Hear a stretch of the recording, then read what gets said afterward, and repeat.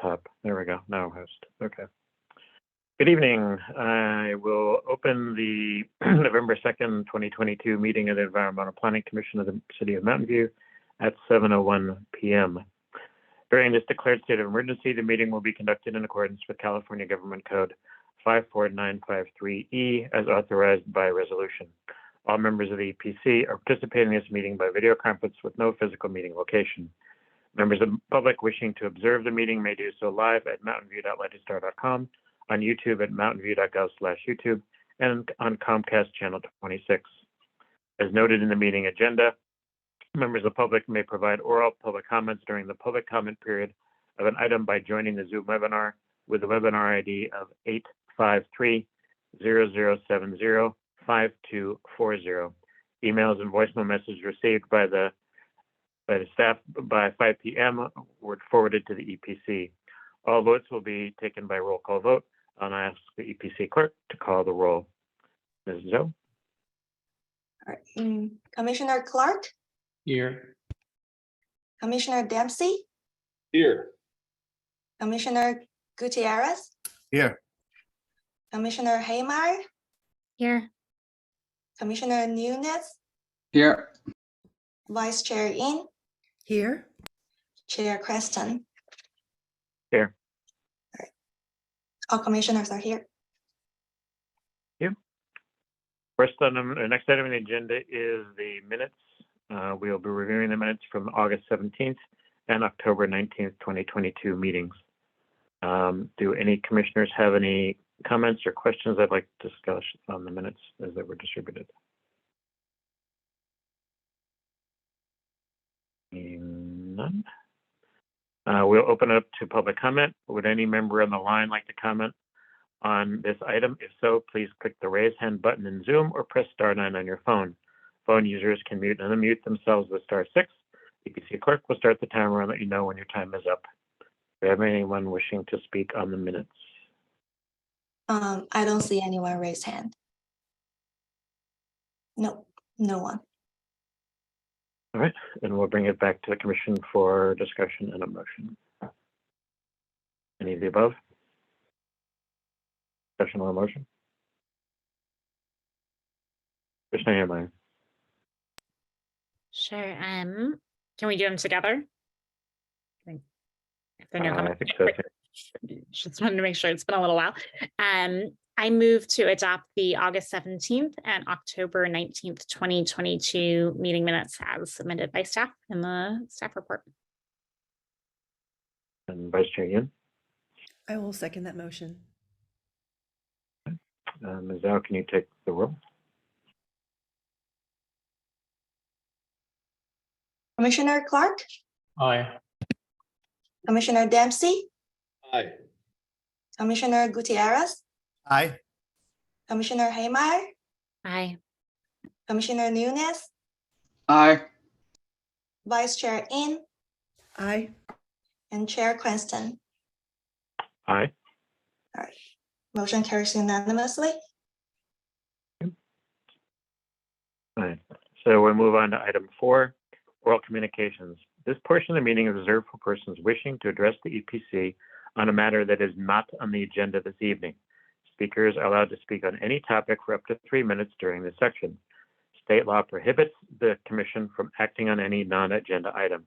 Would any member of the public on the line like to provide comment on a non-agenda item? If so, please click the raise hand button in Zoom or press *9 on your phone. Phone users can mute and unmute themselves by pressing *6. EPC clerk will start the timer to let you know when your time is up. Do we have anyone wishing to speak in open communication? I don't see anyone from the public raise hand. No one here. And we'll bring it back to the commission. Item number 5.1 is a public hearing on affordable housing development at 1265 Montecito Avenue. First, do any commissioners wish to make any disclosures regarding the applicant or site visits? Commissioner Gutierrez. Thank you, sir. I met with the applicant and I also did a drive-by. Thank you. Commissioner Haymeyer. I met with the applicant and also visited the site. And I should say I attended in 2021, just as an observer, the original hearing on this, or not hearing, but public comment session. Vice Chair Yin? I did meet with the the person who's proposing. And I didn't visit the site, but I have been there in the past and I Google walked it. Commissioner Dempsey? I met with the applicant online and I checked out the site online. I've also been there a million times. Okay. Commissioner Munoz? I had a chance to meet with the applicant. Commissioner Clark? I've been to the site a few times. I believe I didn't meet with the applicant this time around, but I believe I've met with them before when they were originally proposing this a few years ago. Excuse me, and I met briefly with the applicant and I drive by the site at least once a week, so I've seen it quite a bit. So we will start with a presentation from Edgar Maravilla, Senior Planner, and Rebecca Shapiro, Deputy Zoning Administrator. Edgar? Yes, thank you. Let me go ahead and bring up the presentation.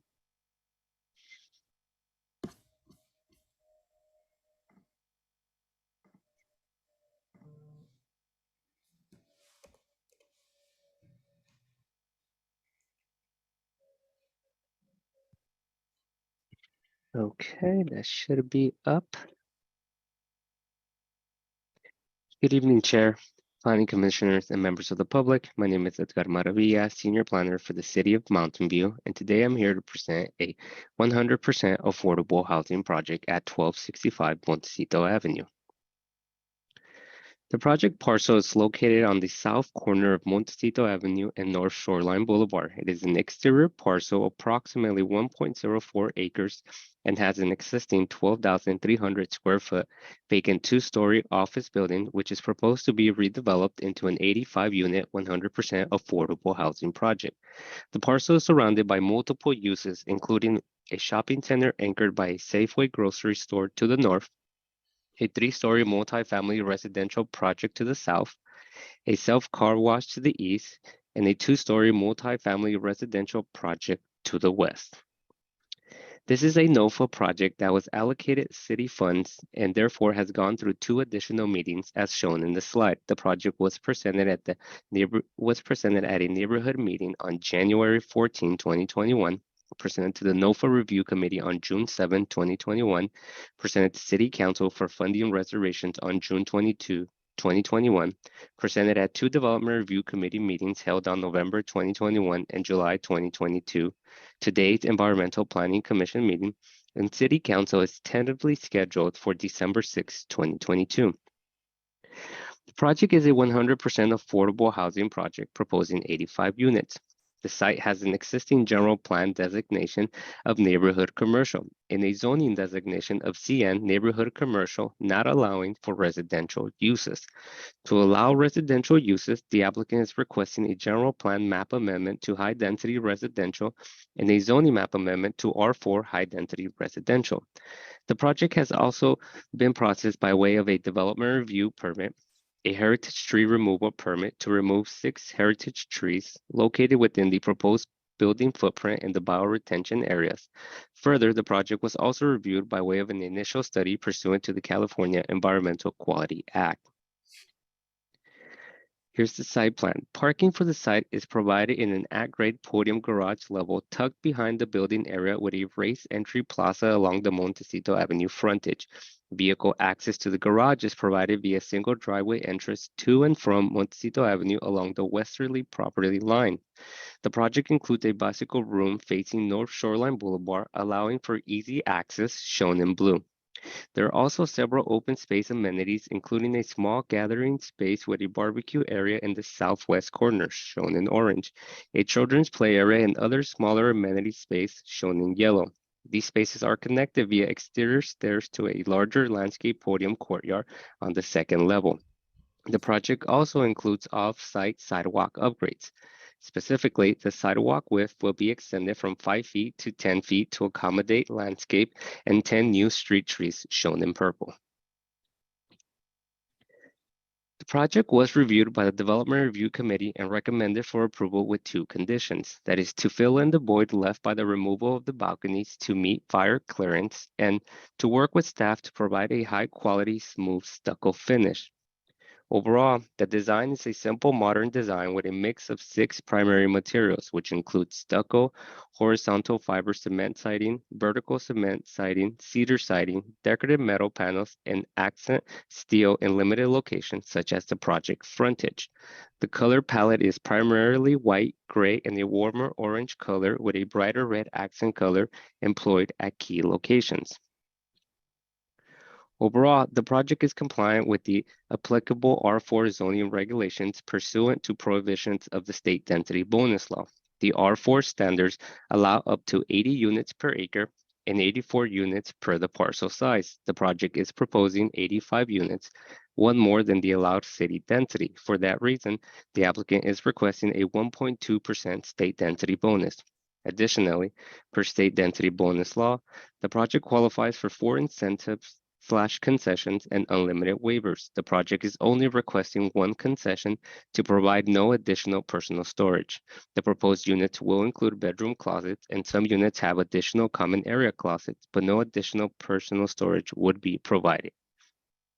The project site is located within half a mile of a major transit stop, and that is the Downtown Transit Center. Thereby, it qualifies for a state density bonus parking requirement, which are half a space per unit.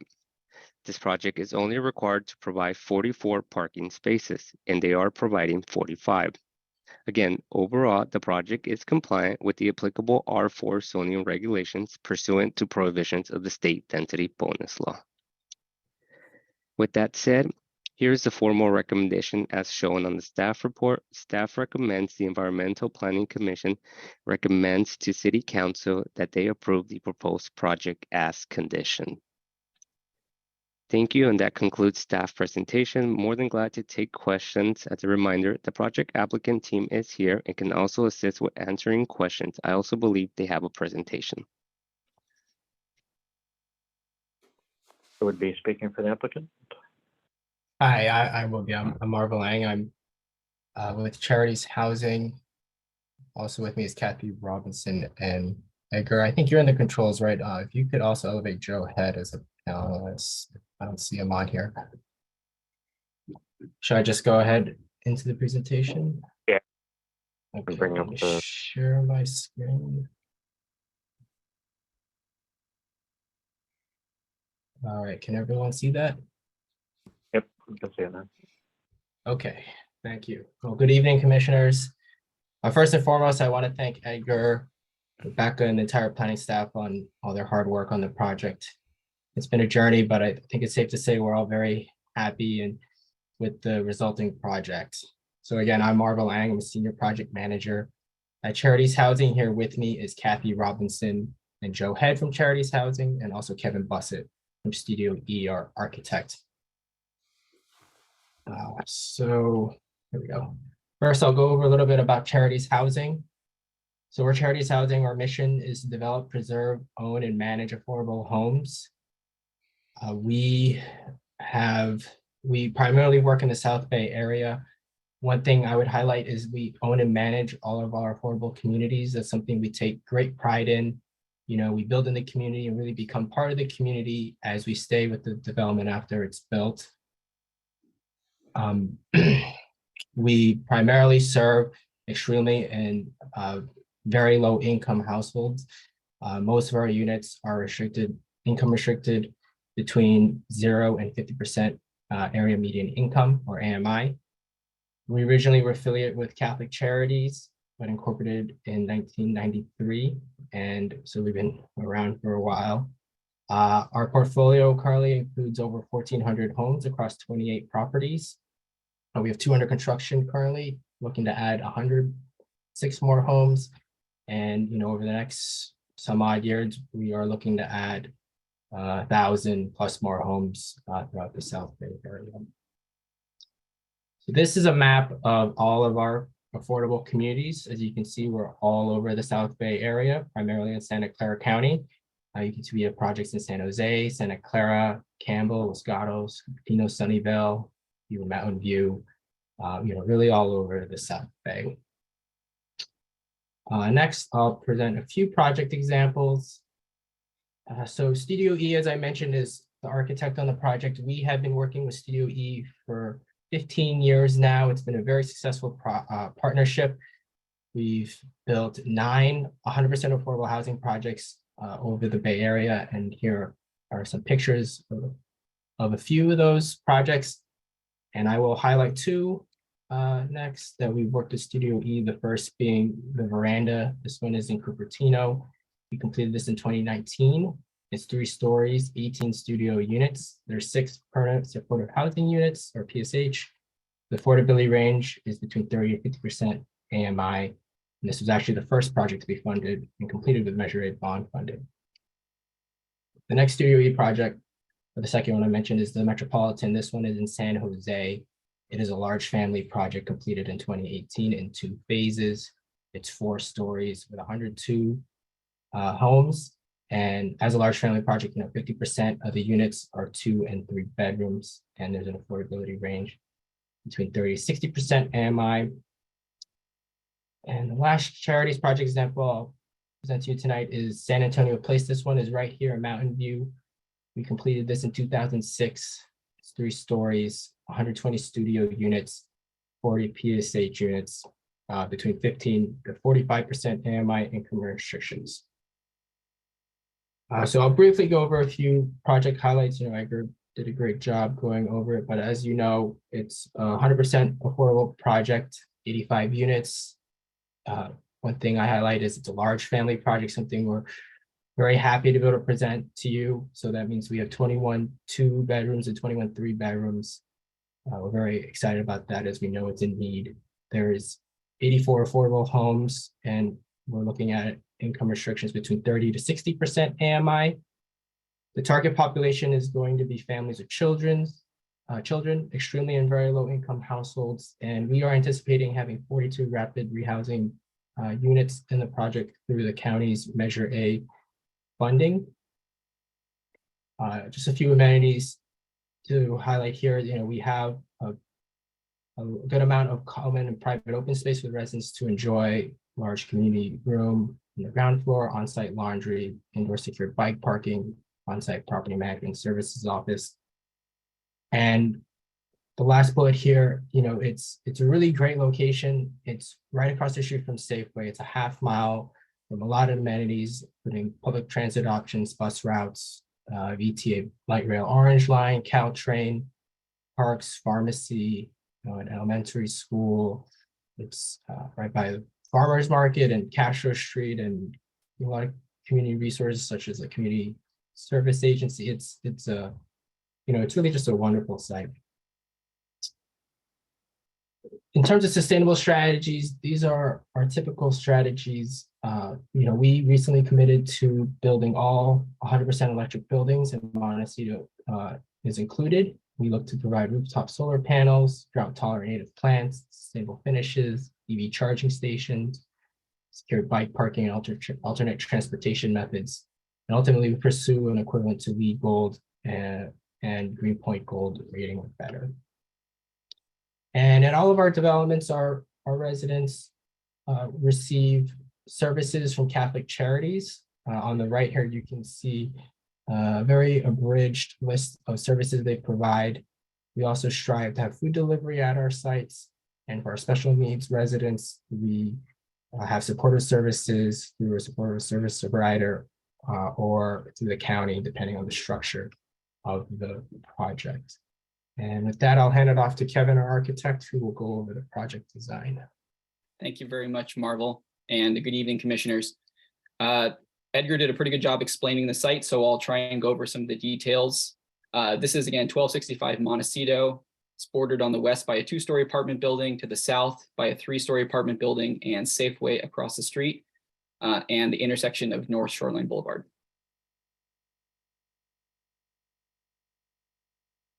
The massing strategy for this project was to identify the maximum zoning envelope, which is a 60-foot height limit with 15-foot setbacks on all 4 sides, and then to arrange a L-shaped bar of double-loaded units along the north and west property lines. And then the key move to reduce the bulk and scale of the building was to split that into 2, which allowed us to increase the density and also created an opportunity to run landscaping and open space through the center of the site. The 2 halves of the building are connected by an aerial bridge that spans the level 2 landscape podium. There's an entry plaza and a rear open space at the back. And over the last 2 years, we've worked with city staff to further refine the design and articulate the facade with recessed private balconies, parapets that step in and out and up and down, bay windows facing the street frontage, lowered building volumes at the corners to better relate to the lower scale existing buildings on Montecito, including 4-story volumes at the driveway and at the North Shoreline intersection. And further, we added decorative screens, awning overhangs, and accent siding materials. This is a view of the finished project showing all of those elements together. You can see, again, decorative screens, eave overhangs, parapets stepping in and out and up and down, the accent volumes that are clad in a vertical staggered fiber cement batten siding painted with an accent red oxide color. There is cedar colored lap siding at the back side of all the private awnings, or private balconies, excuse me. The balcony railings have a custom pattern of decorative sheet metal. And you can see new street trees and parkway along the Montecito Avenue frontage.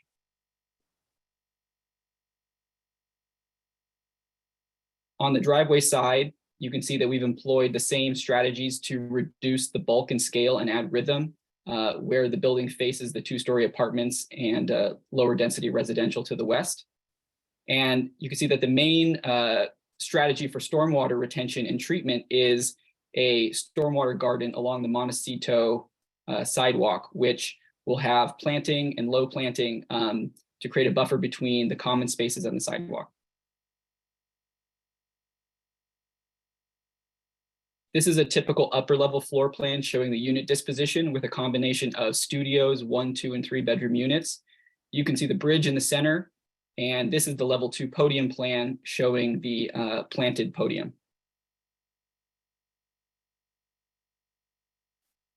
And then at the ground floor, we have tucked the parking into the middle of the site and screened it with a combination of cast in place, board formed concrete, decorative screens, and put a bar of common spaces, including the common room, offices, property management, lobby, and mail along the front of the site to activate the Montecito Avenue frontage. There's an entry plaza off Montecito. You can see the bike storage to the left or the right of the entry plaza, and behind that is the at-grade manager's unit with a private patio and its own entry porch. At the very rear of the site, you see the rear play area with the on-site laundry room immediately adjacent for supervising children. And all the utilities are pushed to the very back of the site at the end of the driveway, including trash, electric rooms, and fire pumps and mechanical.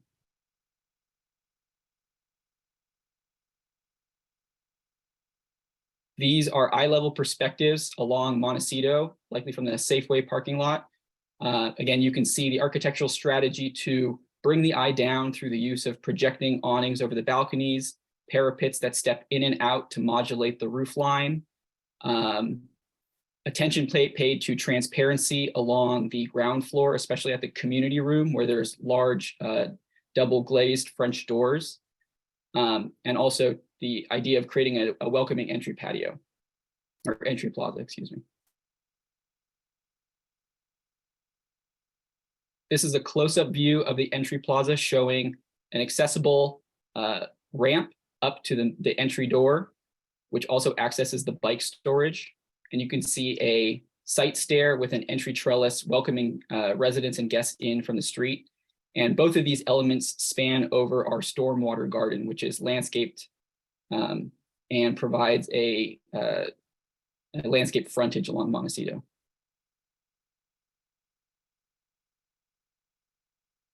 This is a view from Montecito going eastbound towards Shoreline, also showing the stormwater garden in front of the community room, which has glazed French doors to allow that space to activate the sidewalk.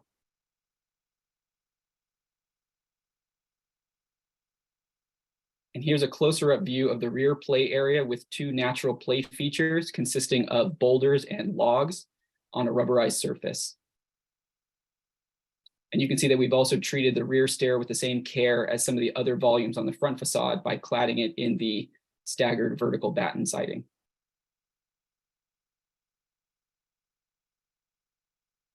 And the final image today is a view of the rear of the project from Shoreline, where you can see the same strategies employed on the back. Staggered parapets, accent materials at the receding portions of the facade, staggered windows mixed with stacked windows, and step down volumes at the corners. Thank you.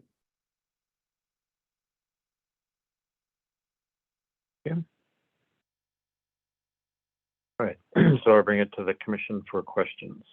Do any commissioners have questions for either staff or the applicant? Commissioner Gutierrez.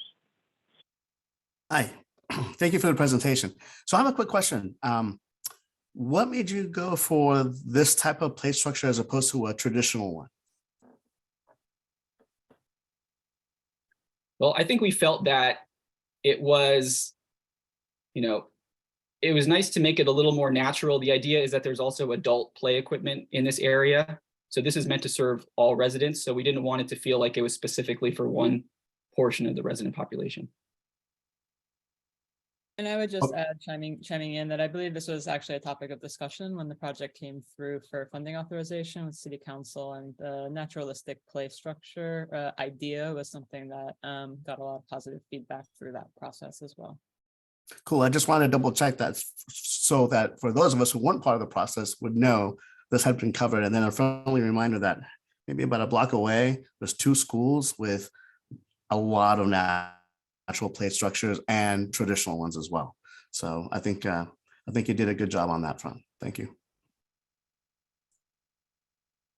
Commissioner Dempsey. Yeah, just two really quick questions. First question for the applicant. I just wanted to ask about closets.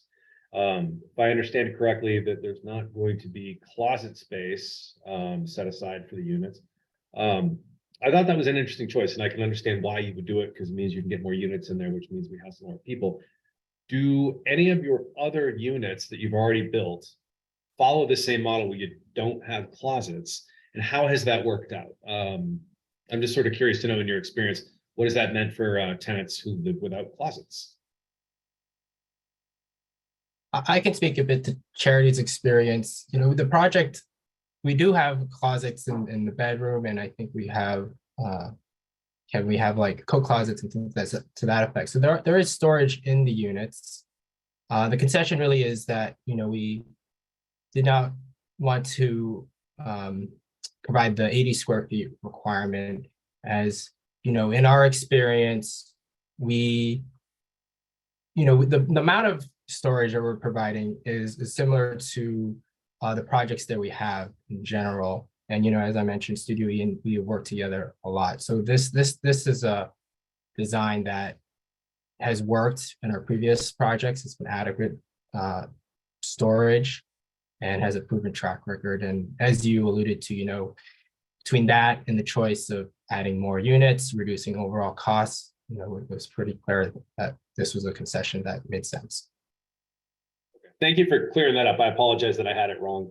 It sounds like you just have kind of smaller than regulation closets, but so that's fine. Thank you. And the last question I had was for staff. There was I think an email we had gotten from the public. Somebody was worried about jaywalking. I'm curious to know if staff has put any thought into whether there would need to be a mid-block crosswalk. What's the short answer to that? Great question. I did reach out to the Public Works department and get their insight on this.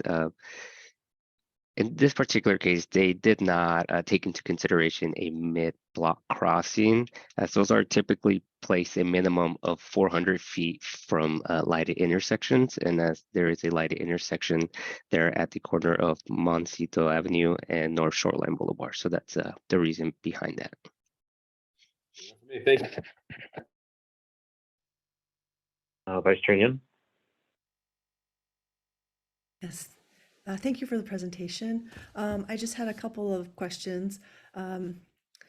Commissioner Dempsey had brought up the storage, and I had one question about the storage, and I was going to ask the architect. I know you had said that you felt that there was enough storage, but in my experience, at least, especially for families, it's really hard to just use the coat closets because there's just larger items. I was wondering, when you said common storage, where that was, because it doesn't have to necessarily be 80 square feet per unit, or per person per unit, I believe it was. But I was wondering if there were some nooks and crannies where we could find a bit of storage that maybe people who need it could then have a locker or something and padlock it.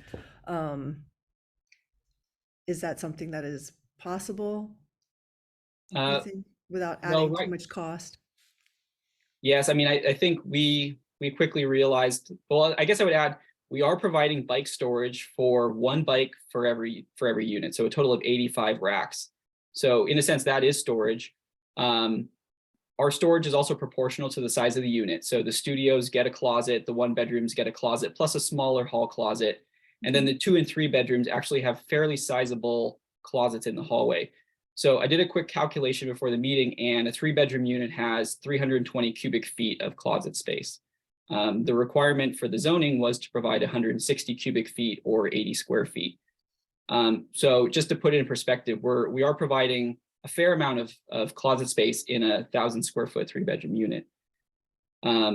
Between that and the bike storage, we understand that there's bulky items that are hard to find a place for, but again, we're forced to make trade-offs every day with a lot of competing interests, one of which being financial feasibility and providing as many affordable units as we can.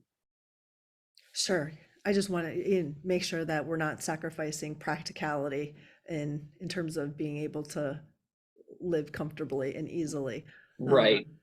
And just to add, we've tried to make whatever closets we've provided, we've tried to make them full depth and wide enough to be practical. So we understand. Yeah, it's good that you have like slightly more per unit then, in terms of closet space that you normally have, and that might help sort of alleviate the issue there.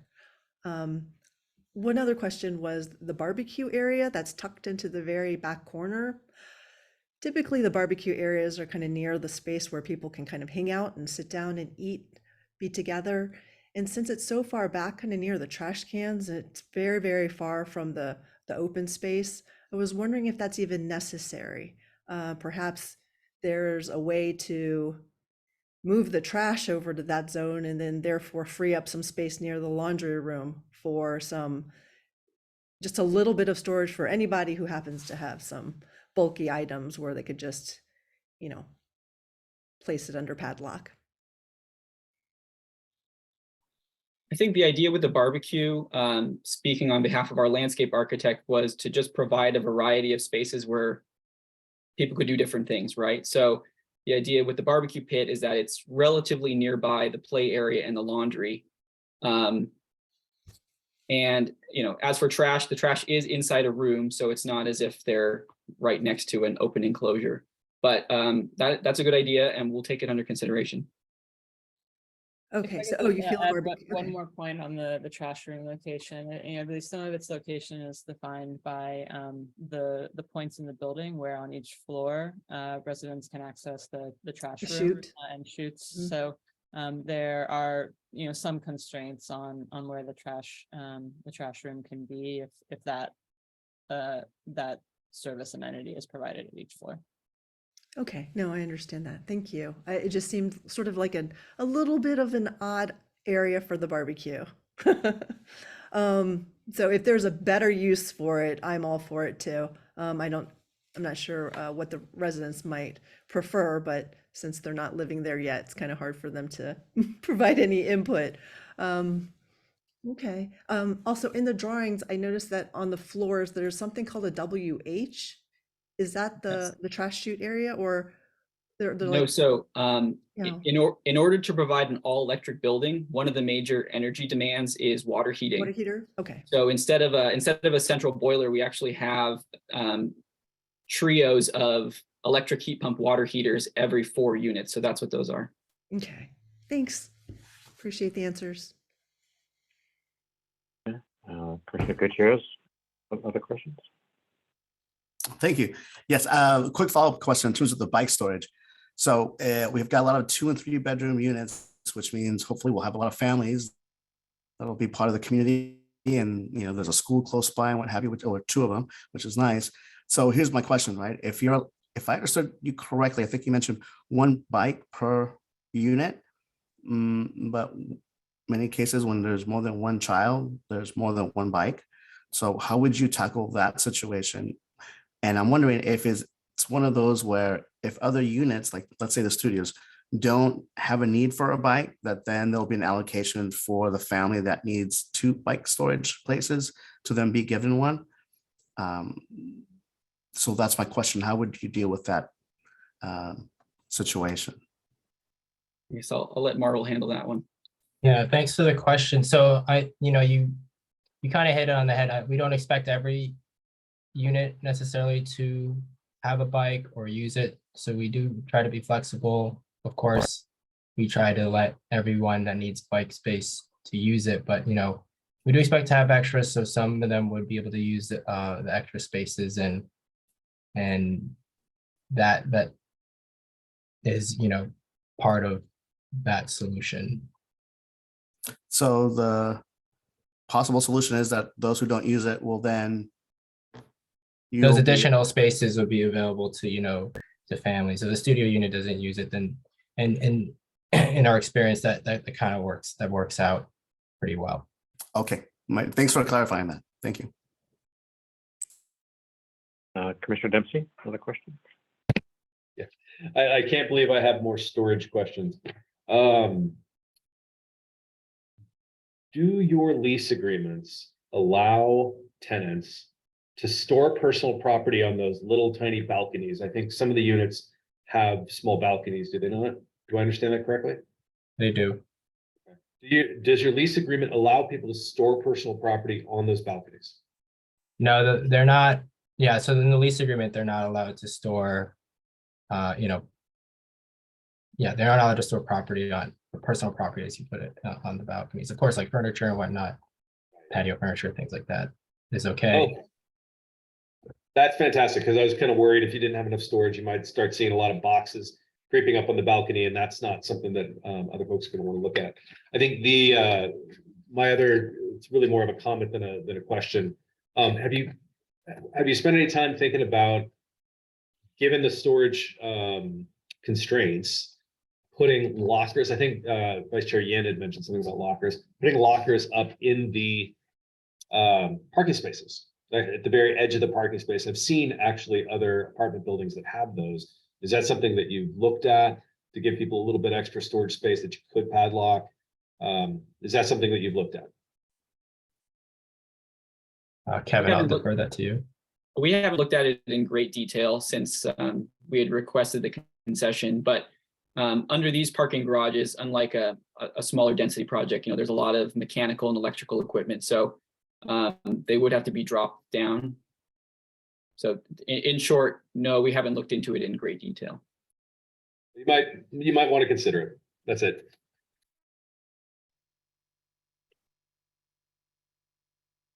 Vice Chair Yin, did you have another question? Apologies, my hand was still raised. by accident. And this maybe Rebecca can answer this because she's on the head of the DRC, right? I didn't in the description of the property, I didn't hear stucco anywhere in the description of what's there, but the DRC said something about trying to work in stucco. I don't get it.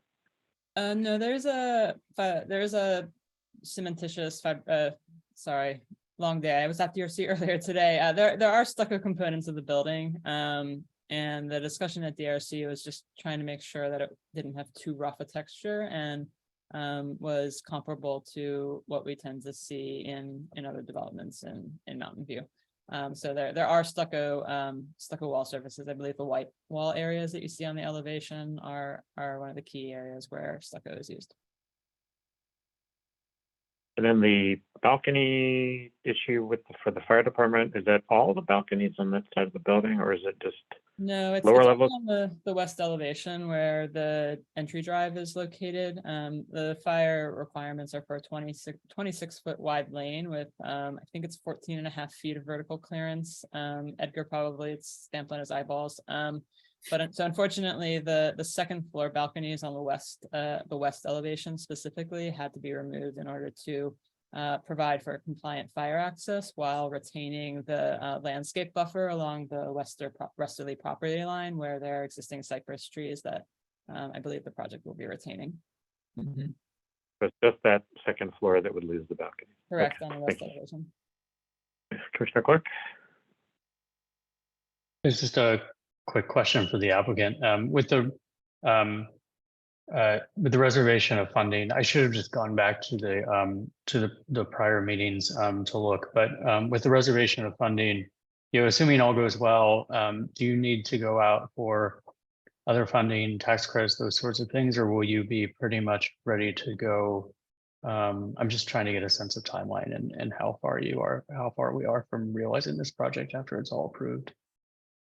Sure, absolutely. After we're approved, we have the city funding. We are anticipating county funding, as I mentioned, and we're also hoping to allocate project-based vouchers. And with all of that combined and entitlement approvals, we are hoping to apply for tax credits actually the first round of next year.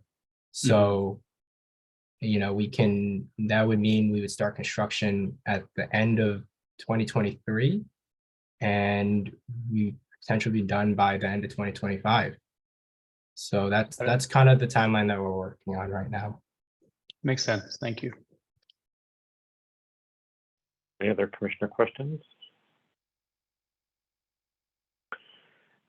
Now we'll open up for public comment. Would any member of the public on the line like to provide comment on this item? If so, please click the raise hand button in Zoom or press *9 on your phone. Phone users can mute and unmute themselves with *6. EPC clerk will start the timer and let you know when your time is up. Joe, do we have any people looking to speak? Yes, I have one speaker here. All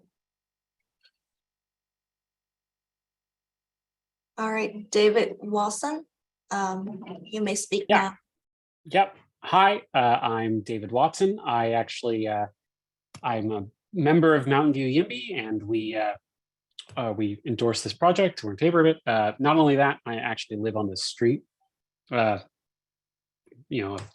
guess 2 blocks away, although they're pretty long blocks, and I really like this project. I'm happy to see it. I walk by where this is anytime I want to walk to downtown, and it'll be nice for there to be a new building there instead of an old one. That'll be terrific. I'll be happy to see sidewalk improvements and the normal stuff that happens when there's new construction. So that's all terrific. I'm not sure I have much more to say. I think I'm impressed by the work that the architect did to fit a couple more units by splitting up that L shape. That's really cool with the bridge. I know you're working within the tough constraints of the dual staircase mandate, and you've done a great job of finding a way to fit just a couple more units, which is really, really great to see. So Mountain View needs more housing and more affordable housing, and this is it, and I like to see it. Thank you very much. Thank you. Next speaker.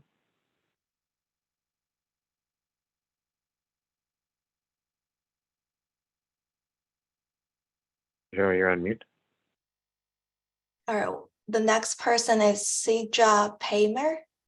You can speak now.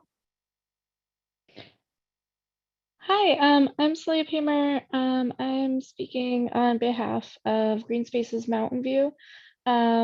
love that there's more housing. We're always looking to make Mountain View a more inclusive place, but we were wondering if there was a possibility of opening up the Hetch Hetchy right-of-way south of the Montecito property.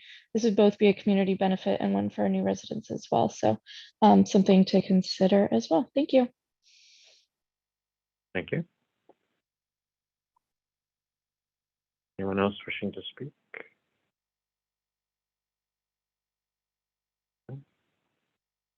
No, that's all the speakers. All right, and we'll bring it back to the commission for deliberation and action. So, Commissioner Clark. Yeah, I'll go first. And just to address the last public speaker, I totally agree with you. That would be wonderful. I can personally attest to having gone to battle with the PUC over that strip of land for the adjacent project a number of years ago, and I can tell you that unfortunately they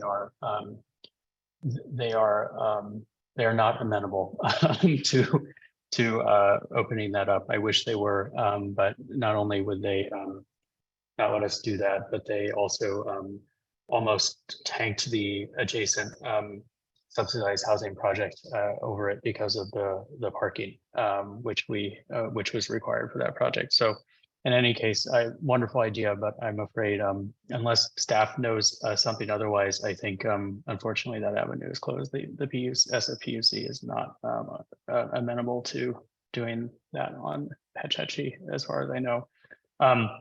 Overall, I think this is a great project. It's been great to watch it grow and evolve. I think it's a really great use of the layout is a great use of that particular parcel. I think it will add a lot, and it's always great to have the additional affordable housing. I am sad to lose some of the trees and the redwood grove, but at the end of the day, what I really look at from in those perspectives is where the canopy is going to be in in 10 to 15 years, and it's going to be a better canopy than we have today, with trees that don't use as much, that don't require as much water like redwoods do, which aren't native to that particular area, and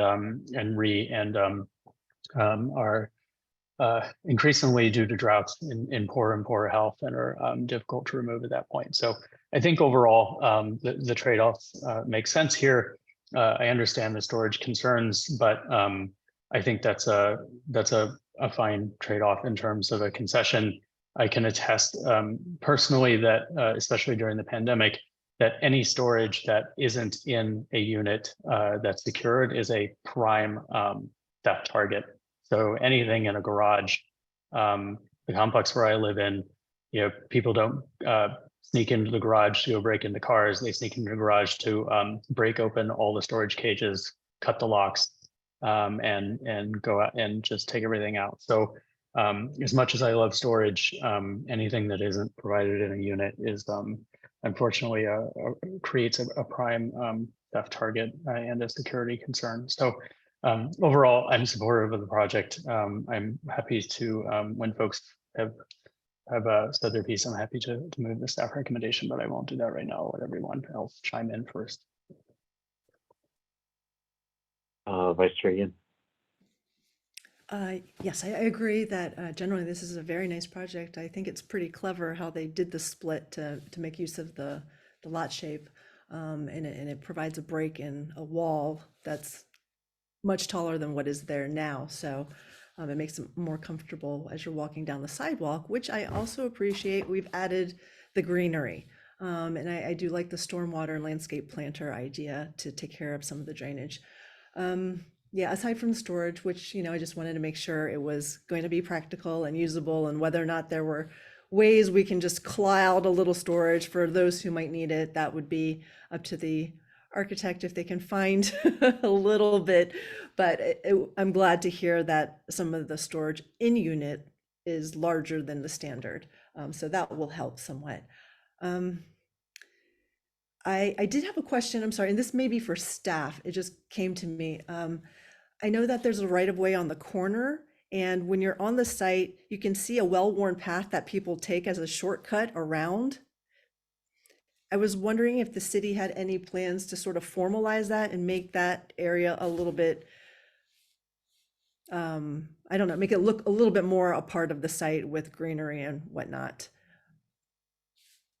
I'll let Edgar chime in if I'm remembering incorrectly, but I know that plot of land did come up in discussions with the applicant. There were questions about whether it could be incorporated into the site or, you know, improved with landscaping. One of the things we learned from our public works staff, or rather we're reminded of by our public works staff, is they're working on, you know, the broader Shoreline Boulevard corridor improvements, and the Montecito Shoreline Stearland intersection is at some point in the future slated to get some improvements. And so our public works staff felt it important to you know, reserve that space, knowing that intersection was going to see changes in the future.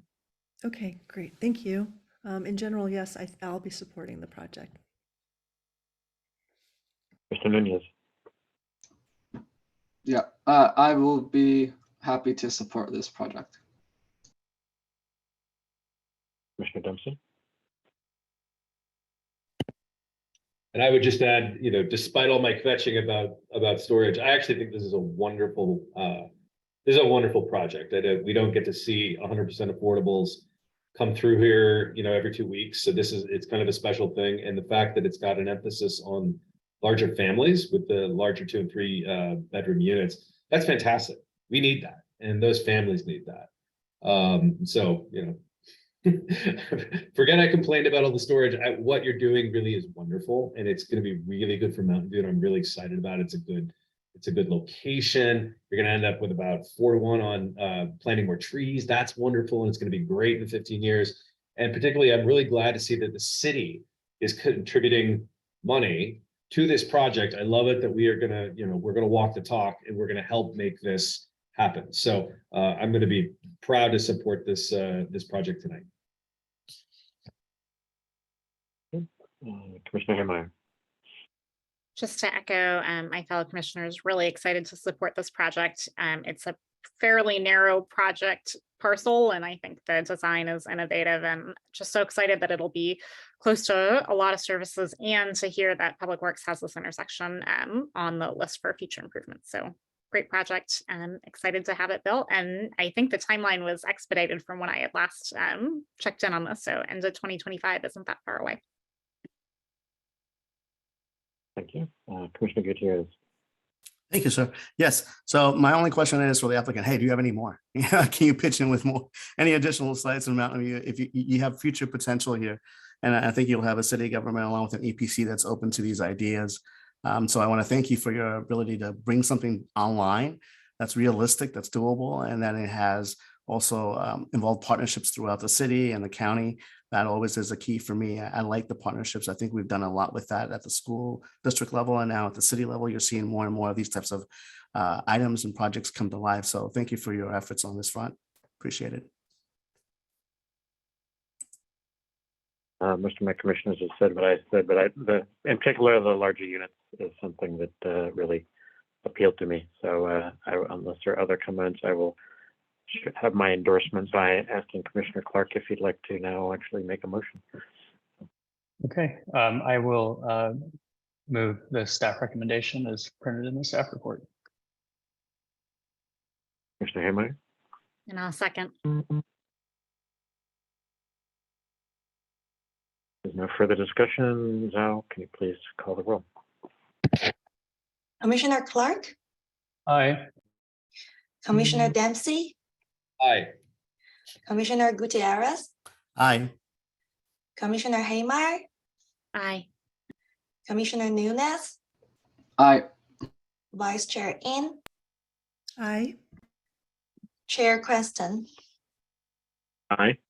Motion carries unanimously. Thank you, everyone. That we will move on to item 5.2, the temporary downtown precise plan office cap. We'll have a presentation from Krishna Pennalar and Advanced Planning Manager Eric Anderson.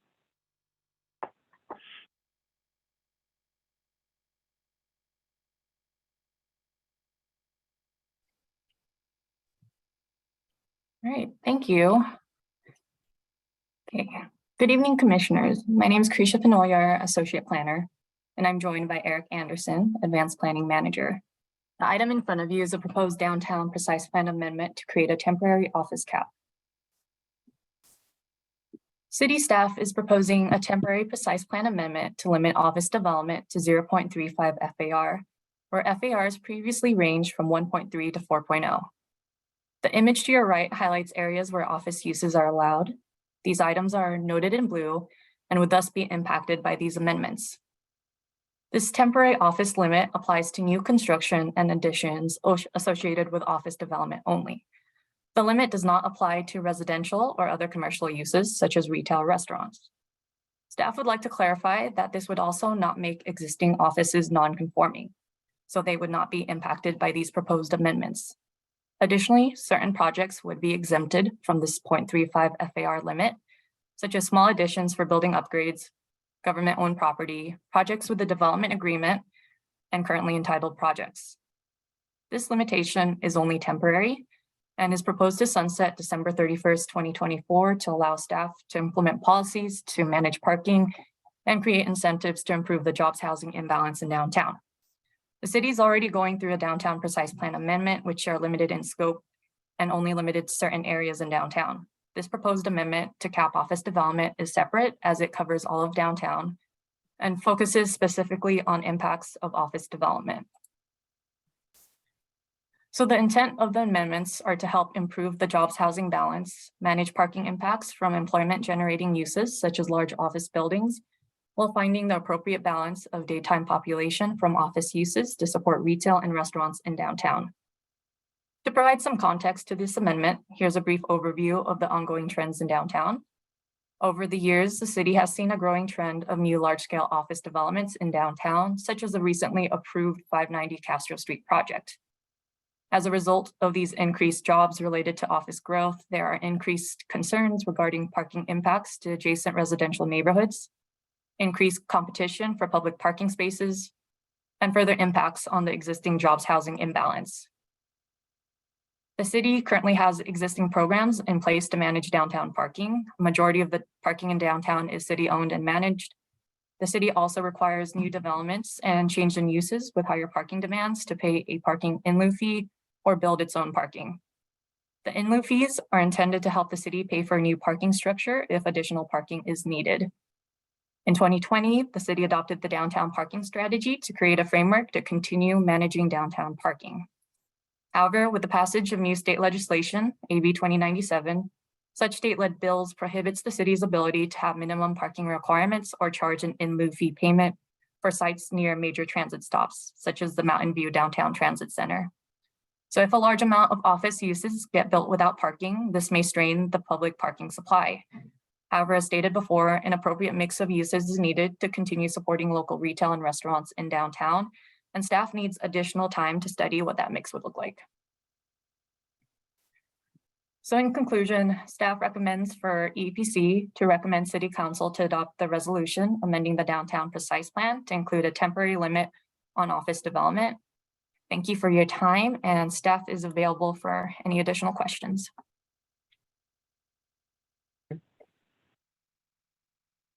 So Commissioners, Commissioner Haywire. Thank you. I just have a handful of questions. Maybe starting with the largest one first.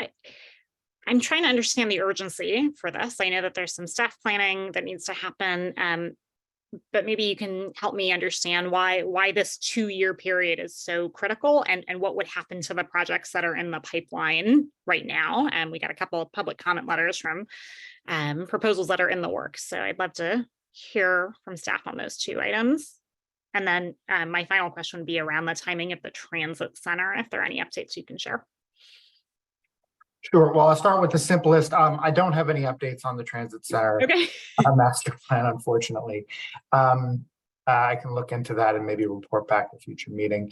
The urgency is really about the, this new state law was just adopted and goes into effect in January. So I think that's a major factor. I think the tenor of concern from the community and from council also kind of prompted quick action. And so I think all of that coming together, it really is this is an opportunity that the EPC and City Council can consider for kind of how to study these issues over the next couple of years. We do expect a lot of interest in office development downtown, and unfortunately, if a lot of underutilized sites kind of move forward with office development, we may lose opportunities for residential development or other mix of uses that may be of interest. So really just acting proactively. Regarding the projects under review. So as of the date that this amendment was noticed, we didn't have any projects under review that would be negatively impacted by this amendment. However, as you received a letter from one group that was interested in building office and has submitted and then subsequently withdrawn applications with the city. They have now submitted an application as of a couple of days ago for a new office development. So they would be affected by this application or by this amendment if it were not changed. So that's the 705 Dana That's project. the date. And then there was also 194 to 198 Castro. We received public comment. That's right. Yeah, we have had some informal conversation with them, as of 2021. The last time I believe we shared any information with them or discussed anything with them was in very early 2022. They have not submitted an application. So it really is, we weren't aware that they were moving forward with the project. It may, negatively affect them if they are interested in submitting an application in the near future, but they hadn't submitted an application. Okay. And then if I can indulge my commissioners with one more question, Eric, I'd love to follow up. So does the city or the downtown committee, is there someone that has like an inventory of the potential sites that you could imagine a mix of uses? Because I thought that we would have to do this broader downtown precise plan update to really even consider residential along Castro in some of these areas. So is that someone's monitoring that, and you think that's feasible to be able to study that in the next couple of years? I do. I mean, I think it would have to be something that the council would have to prioritize. And so that is going to be a question for council when we bring it before them. But there are still options for how we can use this time to further develop our parking strategies, our downtown parking strategy. We're working on a TDM ordinance, and all of that kind of intersects with these issues that we're seeing downtown in terms of especially parking, but also transportation impacts. So it is something that we can study, but it also wouldn't be wasted time. Okay. And is paid parking part of that? Yes. Yeah. I mean, further study of paid parking is certainly in the downtown parking strategy. Okay. Thank you. Commissioner Clark. Yeah, I still have a few questions, some of which sort of dovetail with what Commissioner Haymeyer had asked. So I'm trying to figure out how we got here. So in my head, the overall strategy of reviewing and making changes to the downtown precise plan was, phase one, really focused on the 100 and 200 blocks, the more historic sections of Castro Street, doing that first. Then phase two, looking at the broader precise plan. I realized a state law was passed, but we presumably have been tracking that for a number of months and maybe had some reasonable expectation that might pass. So I'm just it's unclear to me how this got initiated. Did a majority of council say we want to study capping office? Did staff sort of proactively say, we heard things from the community based on the Sobrato project and the state law and everything. We're going to sort of proactively bring this forward. It feels like it came out of nowhere, but maybe it didn't. Maybe this has been going on since before my time and something that's under consideration. So I'm just trying to figure out how we got here to start with. Yeah, it was really the latter. Staff seeing an opportunity to kill multiple birds with one stone kind of thing, and certainly they like I said, the tenor of the discussion with the 590 Castro project really was kind of prompt for staff to work on this and to try to propose a solution that seemed to address a lot of concerns that were coming out from the community and council. Okay, that's fair. Did we consider alternatives like, I don't know how we picked 0.35. I don't know if we considered, like, instead of just saying you can't build anything above 0.35, maybe anything above 0.35 is, conditional discretionary review. I realize it's just easier to say you can't build above 0.35, but it just feels like I don't know how we arrived at that number and whether we considered alternatives. We did. We considered a lot of alternatives, including a square footage maximums, including more kind of aggressive caps that would be like no net new, things like that. The 0.35 really supported enough kind of flexibility for small additions in potential locations where a site might be really underutilized, but also wouldn't create a lot of value for that and would provide for kind of that time and space for the city to study those different incentives. And I think, allowing continuing to allow a small amount is also just kind of a good idea in terms of protecting from unforeseen circumstances of maybe takings concerns and things like that. And then there's in the staff report, it talked about concerns that, there might be substantial office development that would limit the ability for housing to develop, but then it also called out there aren't a lot of like undeveloped sites remaining. And so I'm trying to figure out in my head if let's take an underutilized parcel. I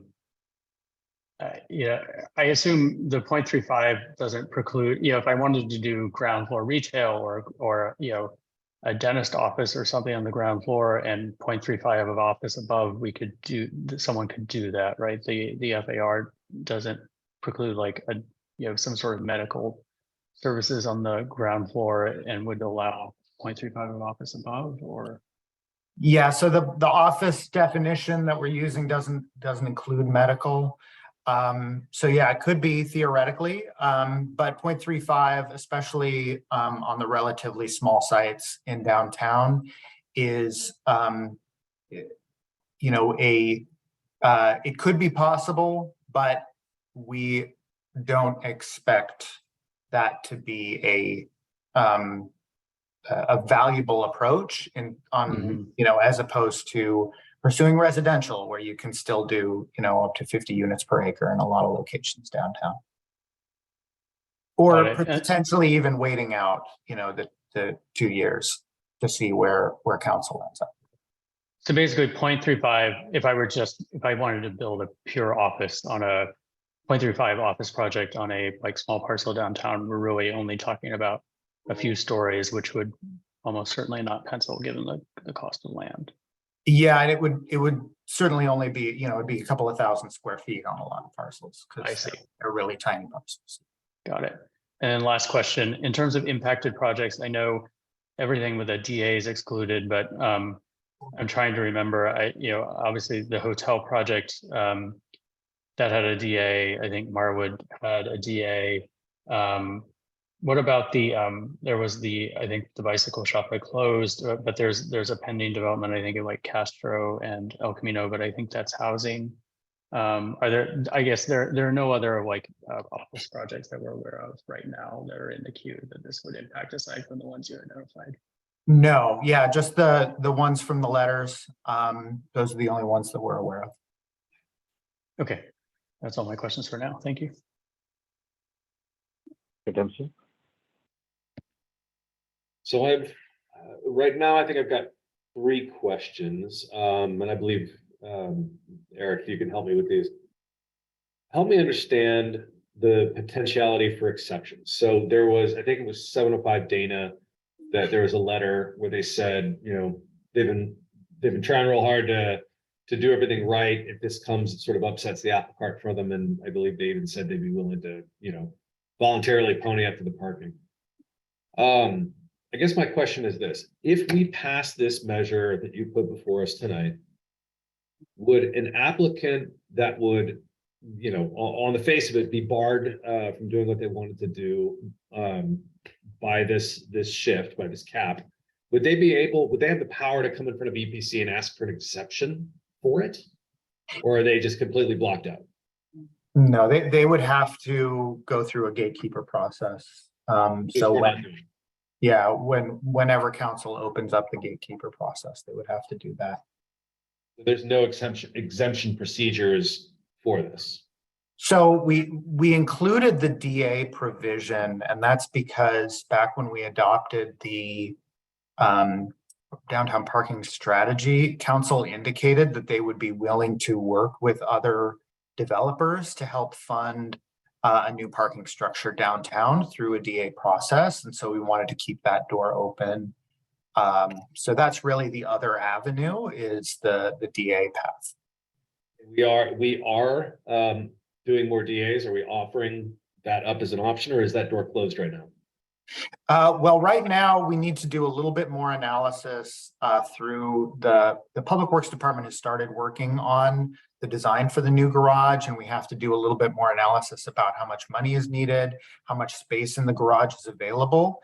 But we do intend, once that analysis is available, to open up an opportunity for partnerships.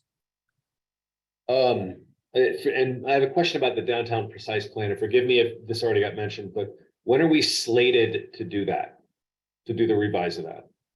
It's not scheduled right now. That's one of the things that we're going to be asking council when they take up this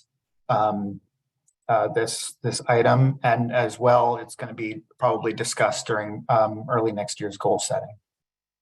So perhaps I'm stating the obvious, but if we are going to act on an urgency measure like this, all of the kind of the other work, like doing the precise plan and everything else, I would think that would take on a slightly more urgency in order for us to be consistent. So it sounds like you've already got that in process. My hope would be that we're going to treat the whole thing as an urgency if we're going to move this fast. Last question I had, and I probably could have figured this out if I was a good planner. How far down Castro Street, where's that half-mile sort of end of the blast zone that for purposes of the AB that we've been talking about? Where's that half-mile line cut? Let's see. I've got my Google Maps open. Fortunately, I always keep it open for just such occasions. It looks like it's at about Church Street. About Church Street. Okay. So the band that the cap that we're talking about today goes farther than the half-mile zone that would cause the sort of the parking concerns, the parkopolis that would come, because of this new assembly bill. The cap we're talking about goes beyond that. Is that correct? Yeah, there are a few blocks past that between Church and Castro and El Camino. Yeah. That's important. Okay, thank you. Those are all my questions. Mr. Nunez? Yep, thanks. So sorry if I missed this, but I just want to make sure I asked. Is there a like a certain cutoff date or kind of like a retroactive point in time where if someone is rushing to get their application in because they see this coming down the pipe, is it possible for us to, if there isn't one already, to set like a retroactive date or to suggest or recommend one? I guess how that gets decided is a whole other matter. Yeah, just to make sure that there's no like huge rush of, like huge office applications coming in. Right. So if you wanted to recommend a pipeline provision date, so a date that wherein somebody who has submitted an application would be allowed to proceed, we usually recommend putting that date, somewhat in the past, so that you're not creating this opportunity for somebody to submit a one-page piece of paper that has a chicken scratch on it and call that an application, and thereby be vested that way. So as I said, the Smith Development did submit an application a couple of days ago on October 31st. So theoretically, if you wanted to exempt them, you could set an exemption date of, say, November 1st. Recommend that to council. Cool. And sorry, I guess my question was, is there like a retroactive like denial date, not exemption? A retroactive denial date. I'm not sure I know what you mean. Kind of like, so if you recall with like rent control, when it kind of like started and it got put on the ballot, there was like a October 15th, I forget exactly, 2014, whatever it was, date that said, any rents increased after this date 12 months ago will revert back to market or to the original rent. Is there like a date and sorry if I missed it, but is there a date we have in place that kind of says any new office applications submitted post November 1st, 2022 shall be deemed not acceptable or something like that? Well, I see that our city attorney has raised her hand. I'll let her jump in if she has a point to make. I was just going to say that the way that the exceptions are already structured would basically prevent applications that are pending from, right? They would still be subject to the cap if they're pending, but what Mr. Anderson said is that we have only one pending application for office development. Is that correct?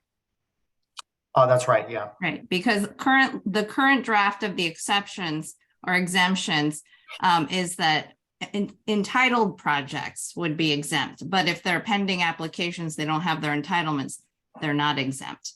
So in order to exempt them, you'd have to add another kind of pipeline provision. Awesome. But I know wasn't your interest. Totally. All right. Awesome. Thank you so much. Commissioner Clark, other questions? I have one more. Sorry. So I'm trying to play this all out in my head. So it sounds like there's the jobs housing piece, but there's also, it sounds like a primary concern is parking and state legislation that just went into effect.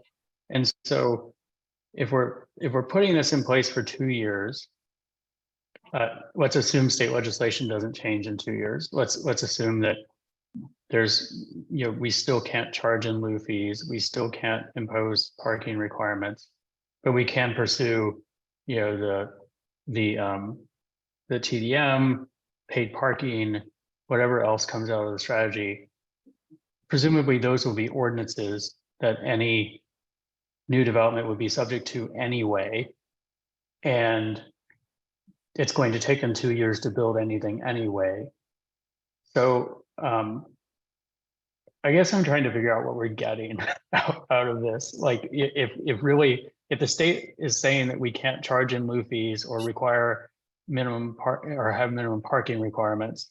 And so our strategy to ensure that we aren't inundating the neighborhoods with parking, or that we have a solid strategy around this, whether it's paid parking or a modified neighborhood parking program, permit program.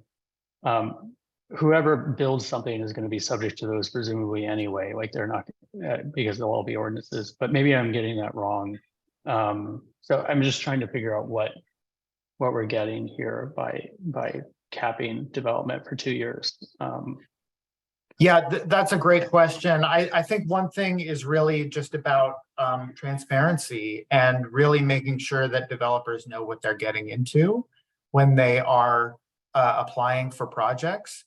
I think one of the challenges with parking, and the reason why we have parking regulations, is because it's what they call a tragedy of the commons, where early users tend to fill up the available resource, and later users are crowded out. And I think the paid parking and everything like that is certainly meant in part to address that.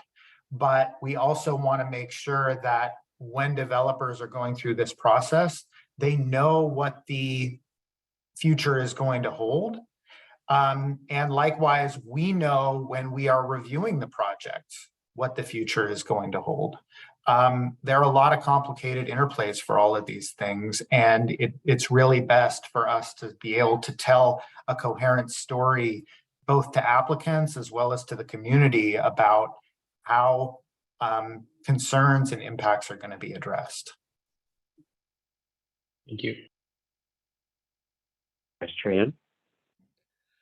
Just a couple questions. One was, when does council foresee that they're opening the gatekeeper process? Oh, yeah, we have a website where we're saying, I think, fall 2023. So, I mean, that's obviously subject to change, but that's what we're saying now. Okay, just curious. And the second part is, Commissioner Clark had asked if the main sort of genesis for this was the parking and the new state laws. I guess I was looking at the jobs housing balance. I know that is a part of it, but how big is that in terms of what staff is trying to do here? It was certainly a lot of discussion at the 590 Castro project, was a lot of that. I think as a part of the housing element too, the community is really interested in seeing housing in higher opportunity areas like downtown, places with a lot of resources and transportation opportunities and things like that. So I think all of this is kind of coming together in the community and in the conversations. It's hard to compare, but they're certainly both big issues. Okay, and would this help us any with the arena, the housing element? I know we're submitting sort of second round. And I know this is not going to be finished before that, but just practically speaking, in reality, would this help us gain a larger buffer for even future? Yeah, I mean, I think any housing that gets built is good for the arena, right? Because you're protecting yourself against no net loss in the future. So there's no question about that. Whether the housing element should effectively write in blood that we're going to do the downtown precise plan update and it's going to have these particular outcomes. I'll leave to a different meeting, but we'll any housing, like I said, is good for RENA. It's going to be good, right? Okay, thank you. Couple questions. So my recollection was that the downtown precise plan was proposed as a two-phase project in the goal plan for the current council, and based on staff's and the city manager's guidance, there was only bandwidth to do the first phase during this last 2-year cycle. Is that correct? And then, but phase 2 was still left on the table as something that could be or would be likely to be brought back in the future at that time, correct? Yeah, although it was not actually adopted as part of the council work plan for this cycle. So phase 2 was not. So it was it was discussed as something that we could consider picking up in the future, but only phase 1 was actually adopted in the work plan. Okay. And that I thought that was because the manager and the staff didn't have the resources to work on phase 2 until after phase 1 was complete, correct?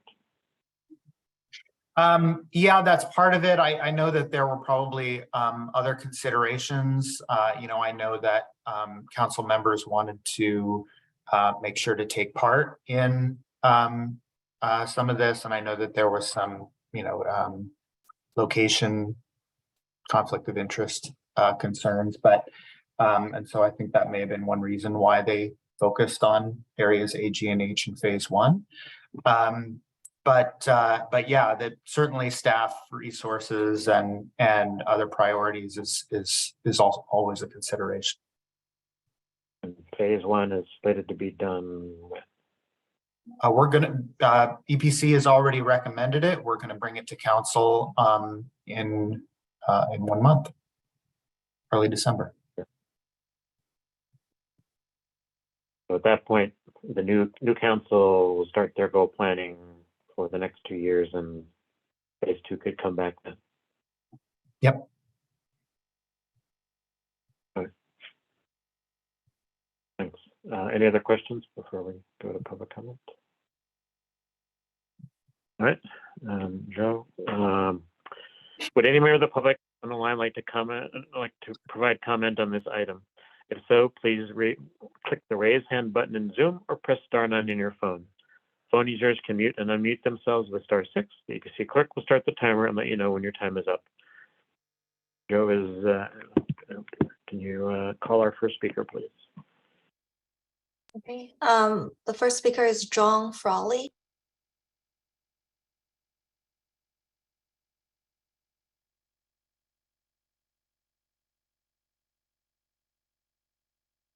John's on mute still.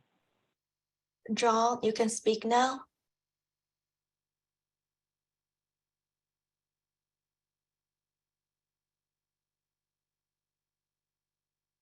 We go to the next speaker and we can come back to him. Can you hear me okay? Oh, yeah, you're still showing as on mute. Okay, great. Now, can you hear me now? Yes, we can. Okay, good. Thank you. That's funny. I was listening on the phone and I was not aware that I was raised my hand. Maybe it happened accidentally, but in any event, I feel comfortable talking. I'm an architect that's representing an owner on Castro, and we have been in the planning stages for an addition to his building, which would be affected by this this ordinance or this motion to change this and put a cap on buildings, office buildings. And our main comment, he was the one that wrote the letter to the planning commission about that it will affect our project because we were in the stages of early development and we were planning to submit it very soon, actually this month. Our problem is this kind of broadsided us, without knowing that it was coming up. It was just kind of just as it was thrown at you unknowingly in the last week or so without any awareness. And we wouldn't have gone as far as we've gone if we knew that we were not going to be able to, if there's going to be some type of time limit or pipeline limit on this. We're at the point which we can submit within a couple of weeks. We've got enough data to submit it, but we're going to be extremely penalized now for all the work that we've done up until this point to make improvements on this building. It's a historic building. We're going to be doing some rehabilitation of the building as well as addition to it. So we feel as though until this is actually approved by City Council, that we should have the opportunity to get our application in. And so the discussion in particular about having a pipeline restriction really greatly affects our ability to move forward. Because if you set the date of November 2nd, we're pretty much dead in the water at this point. And so I understand the concern that people would be handing in things on a napkin, but that's not the case. And I think the planning department will know if that's the case. So I want you to take that into consideration and to really, it will really greatly affect my clients' investment in our time in designing the building that he cares so much about and is doing a very sensitive job and trying to enhance the downtown area with a little bit more office space and some retail space below. And this will add foot traffic, of course, and help the restaurants and those kinds of things. So anyway, those are my comments, and I'd like you to consider that pipeline question. Thank you. Thank you. Next speaker.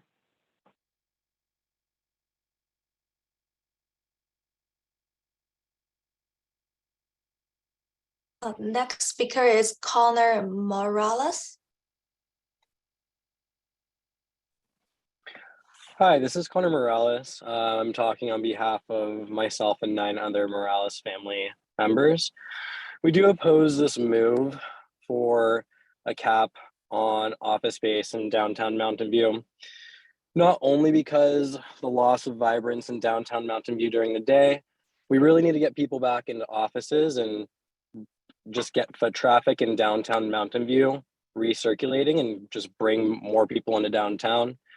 Another reason being, my family and I have owned multiple parcels of land in downtown Mountain View for decades, from the beginning, early 1900s. And my great grandmother moved here from Spain and worked so tirelessly hard to accumulate property in downtown Mountain View for the sake of her whole entire family.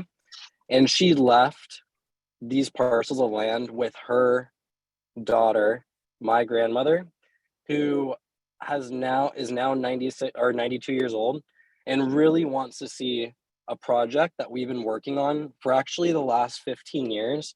And it was dropped in the past because there was a point where we weren't trusting of developers. We didn't have that professional background.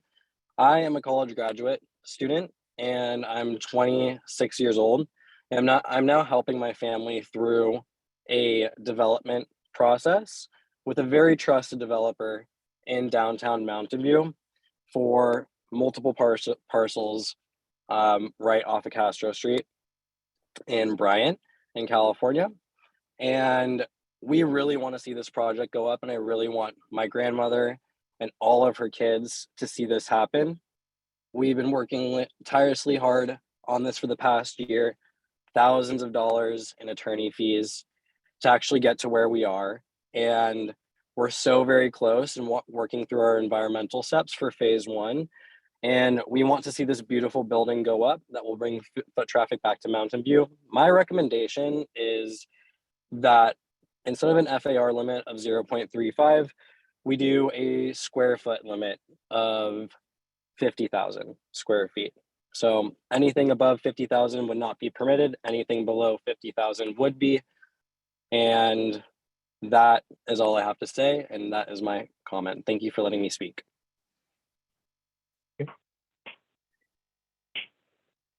Speaker, please.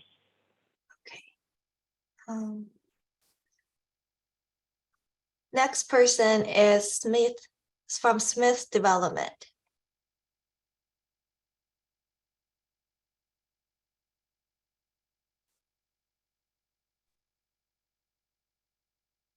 Great. Can you hear me?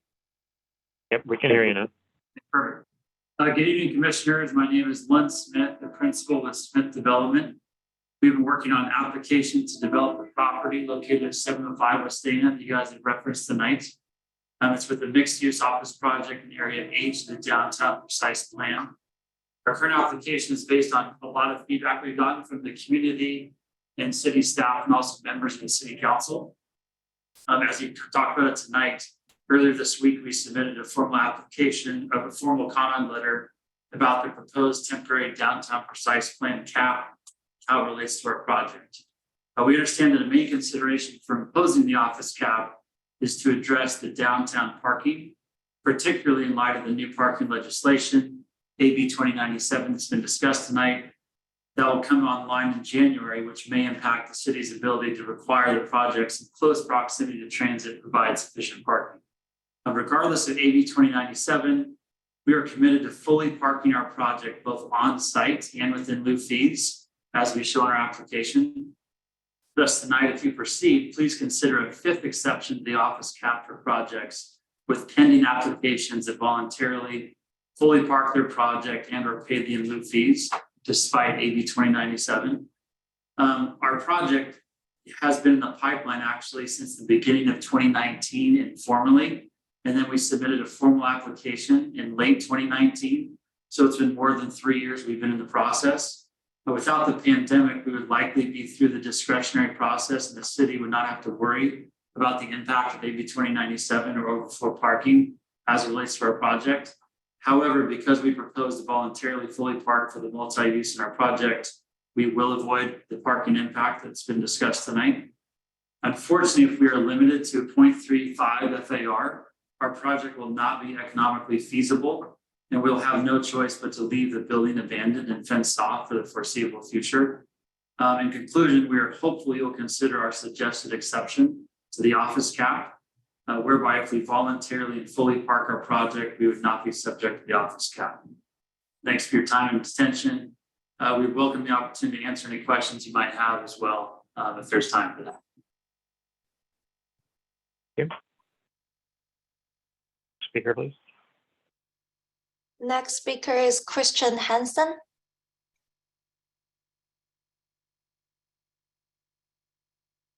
Christian, you can talk now. Hi, commissioners. Can everyone hear me okay? Yep. Great. My name is Christian Hansen. I am a local property manager.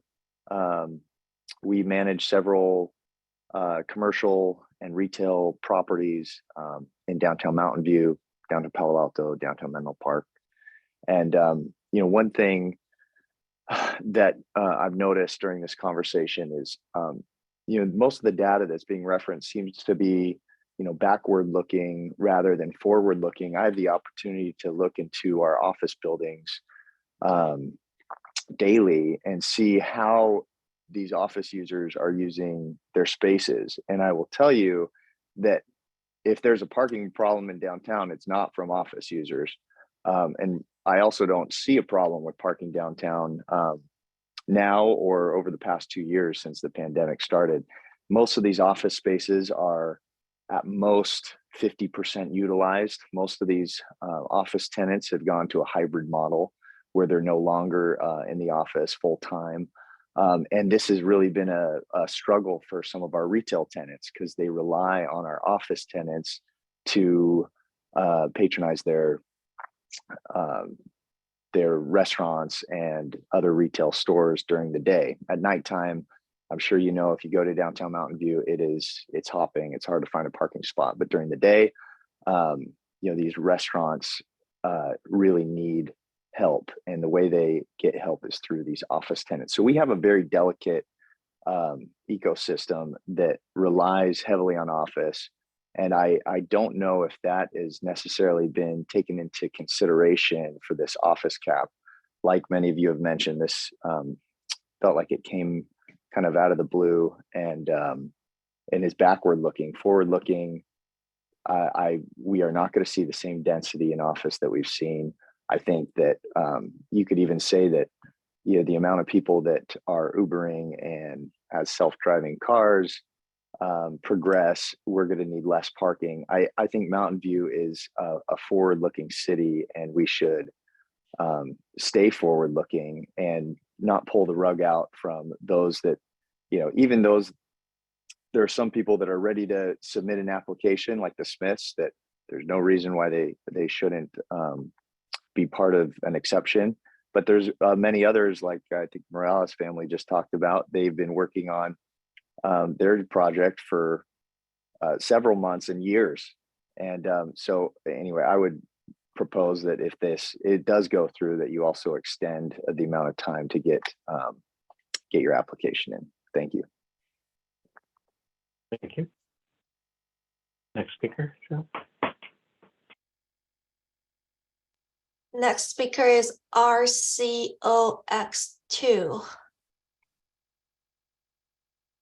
You can speak now. That would be me. Now for something completely different. I'm Robert Cox, speaking on behalf of the Steering Committee of Livable Mountain View. We strongly support the staff recommendation for the temporary cap on office development in the area of the downtown precise plan. On the 590 Castro Street project proposal, Sobrato insisted that since their proposal was precise plan conformant, the council must accept it, and they did. This sets a new bad precedent for future council decisions about downtown office projects. Precise plan all of the development parameters over which the council will have discretion to avoid a future similar situation. The temporary office cap would provide breathing room for that, and we urge the EPC to support it. We furthermore recommend that when the downtown precise plan does come back to the EPC, that the EPC consider to incorporate a jobs housing policy linkage similar to that which is adopted by the East Wisman precise plan. Mountain View needs to get its jobs housing imbalance under control. There have been serious consequences to that from San Francisco's RENA demands on our city, and the EPC and council must take direct and immediate action on the jobs housing imbalance to make the situation better. Since I have a minute and a half left, I'm going to comment on what some of the earlier speakers have said. I understand they have a strong desire to develop their properties. It's time to think differently and think residential rather than office and help solve the problem rather than make it worse. And the other thing, several years ago, Livable Mountain View did a study of the usage of these office complexes in terms of their employees going out and using the restaurants. And we found out that more often than not, the office people were bringing food in for their employees, and they were not patronizing the businesses. So I don't personally believe that that is a strong motivation to vote against the staff recommendation. I strongly personally support it, and our organization does too. Thank you very much. Thank you. Speaker.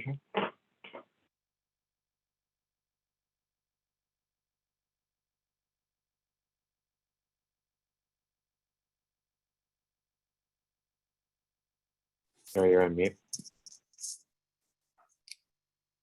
Yes. Hello, can you hear me?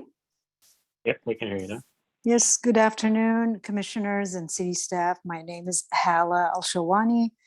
I would like to support staff recommendation that a moratorium would be placed on the office building permitting until the precise plan for downtown is updated. I have lived in Mountain View since 1984.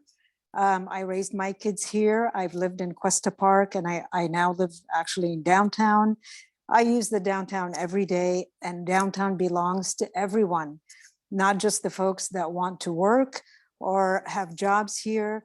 It should belong to everyone. And having office buildings along downtown that should really be enjoyed by all the Mountain View residents is really very disruptive, very uninviting. There will be a lot of dead space.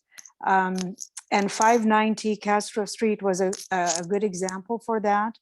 Many public comments came in to oppose the height, the massive building, the massive underground parking, which is going to cause us to lose the beautiful heritage trees by Pioneer Park.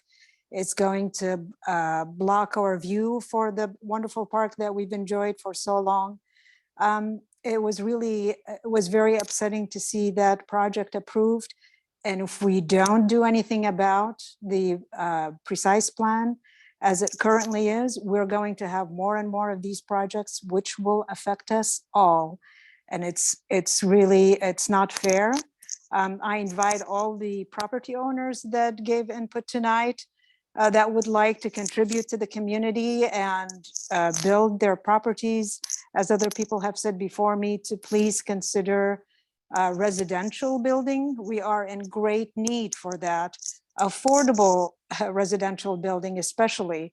I applaud the project that was discussed before that. It was wonderful to see all the things that they're trying to do with the 100% affordable housing. Why don't we do that instead? It's profitable for the owners, and it's wonderful for the residents of Mountain View, and it's going to be a lot more balanced with all the needs for housing that we have right now, and it will serve everyone. We should really think about all the people that live in Mountain View, not just the folks that own companies and are able to build these office buildings to serve themselves. Thank you, city staff. I support your recommendations, and I hope city council will approve it as well. Thank you very much. So that's all the speakers raised hand. Yeah. then we will bring it back to the commission for deliberation and action. Commissioner Nunez. Great, thanks, Chair. So, yeah, I'm actually really glad that we're starting to make progress on this discussion. I'm gonna lower my hand. Yeah, it's unfortunate in terms of you know, the way our society and market economy produces winners and losers, and you know, not to ascribe that title to anyone in the community or present on this call, what have you, but that's just fundamentally the, you know, part of the dynamic of our economy here. And in terms of how the public, you know, governance structure, you know, my view is that it's really intended to look out for what is benefiting the community. Should we do more of that? What's harming the community? How do we resolve that? How do we address that? How do we minimize the pain that, you know, people are experiencing on their, you know, day-to-day attempts at living and living well, right? And so I'm very clear on office development being a huge contributor to the affordable housing crisis that we've had for so many years. The amount of office development and growth that you know, cities around the Bay Area have experienced over the last 2 decades is significant. It's beyond significant. It is hugely and grossly outpaced the amount of residential development, because the profits also are far greater. And so you know, there's no right to make a maximal amount of return on an asset that we are guaranteed in life, right?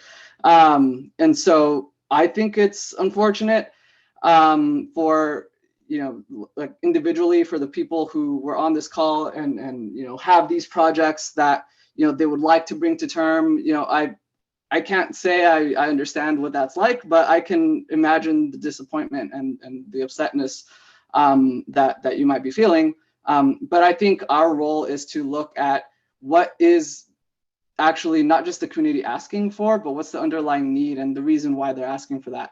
And so me personally, I'm extremely glad to support this staff recommendation. I have lots of ways that I think we could do something even more, like, I guess, forceful in terms of tackling this issue and our jobs housing imbalance. And, you know, I don't think that's in the scope of this discussion. I'm gonna very strongly and you know, gladly support this temporary approach to addressing this problem. I hope that you know, my colleagues on the commission can also support this and just kind of, try and imagine for how long, we've skewed so much in one direction when it comes to land development in our city, and what the impacts of that have been, the downstream impacts and negative externalities of, increased, homelessness. I hope that that's something that we factor in. What are the broader negative costs that our city is incurring by not doing this, opposed to, maybe the individual costs that, land development might incur by not being able to develop within a certain time frame. So I'm happy to consider to support this, and yeah, I appreciate staff's work on this. So thank you. Thank you. Commissioner Clark. And so I have a different perspective, and I wish I didn't. I wish I genuinely believed that, sort of changing direction here would lead to, a complete shift in, from what I think is not an unreasonable density of office to high density housing. But the reason that I don't, I'm a little hesitant here is a lot of the folks who are calling for a cap so that we can redo the plan in order to focus more on housing, and who say that they wish, for example, the Serato project would have been housing. I see a lot of the, in terms of the letters that have come in, I see a lot of the same folks who have opposed high density housing downtown, a number of projects. And it would not surprise me if Serato were a 7-story apartment project or condo project to have the exact same complaints that we have with Serato, the underground parking taking out the trees, the building being too tall and too dense. And yes, there's ground floor retail that invites people in, but I'm not buying that. And in my mind, jobs housing that's a citywide thing, that's a region-wide thing, and we should absolutely do our part. But different parts of our city have sort of micro economies within them, whether it's San Antonio, whether it's downtown. Downtown is supported during the day by folks who come in. Yes, some folks come in to have lunch at the restaurants and to visit whatever service providers are there. But by and large, the daytime population is composed of folks who are there to be at the office, and now it's more like 3 days a week instead of 5, and there's more vacancies. And yes, those folks, at least pre-pandemic, create a lot of parking issues, and some of the larger tenants may bring in their own food. But I think we tend to focus on the really large tenants who have the capability to do that, and not the 30,000 square foot startup that doesn't have the budget to cater food. When we had 25,000 square feet of office near downtown, we brought in food from the restaurants. Granted, we didn't send our people out for an hour every day to restaurants. We catered it all in from local restaurants. And I think I feel like a lot of these concerns are, I feel like we're doing something we typically don't do in Mountain View.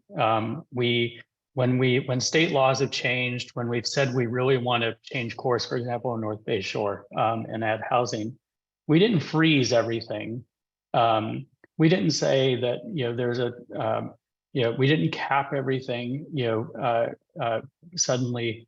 We said we didn't change the rules on people. We said, follow the existing rules until we have the new rules in place. And I think the only time I've seen us do something like that was cannabis, which was more like, we're going to put a moratorium on dispensaries, which was basically status quo until we can craft our own regulations, right? I can't recall a period or a recent example of us sort of changing the rules to deal with state legislation or to deal with concerns that came out of a specific development project that was met all whether we like it or not, met all of the requirements of the downtown precise plan. So I guess what I'm getting at here is I'm very torn because I don't believe this is the right way, or sorry, this is not the traditional way that we handle these sorts of problems in Mountain View. we've tended to be not change the rules of the game on folks while we sort things out. We've been very, forthcoming and had a public process to make these sorts of changes.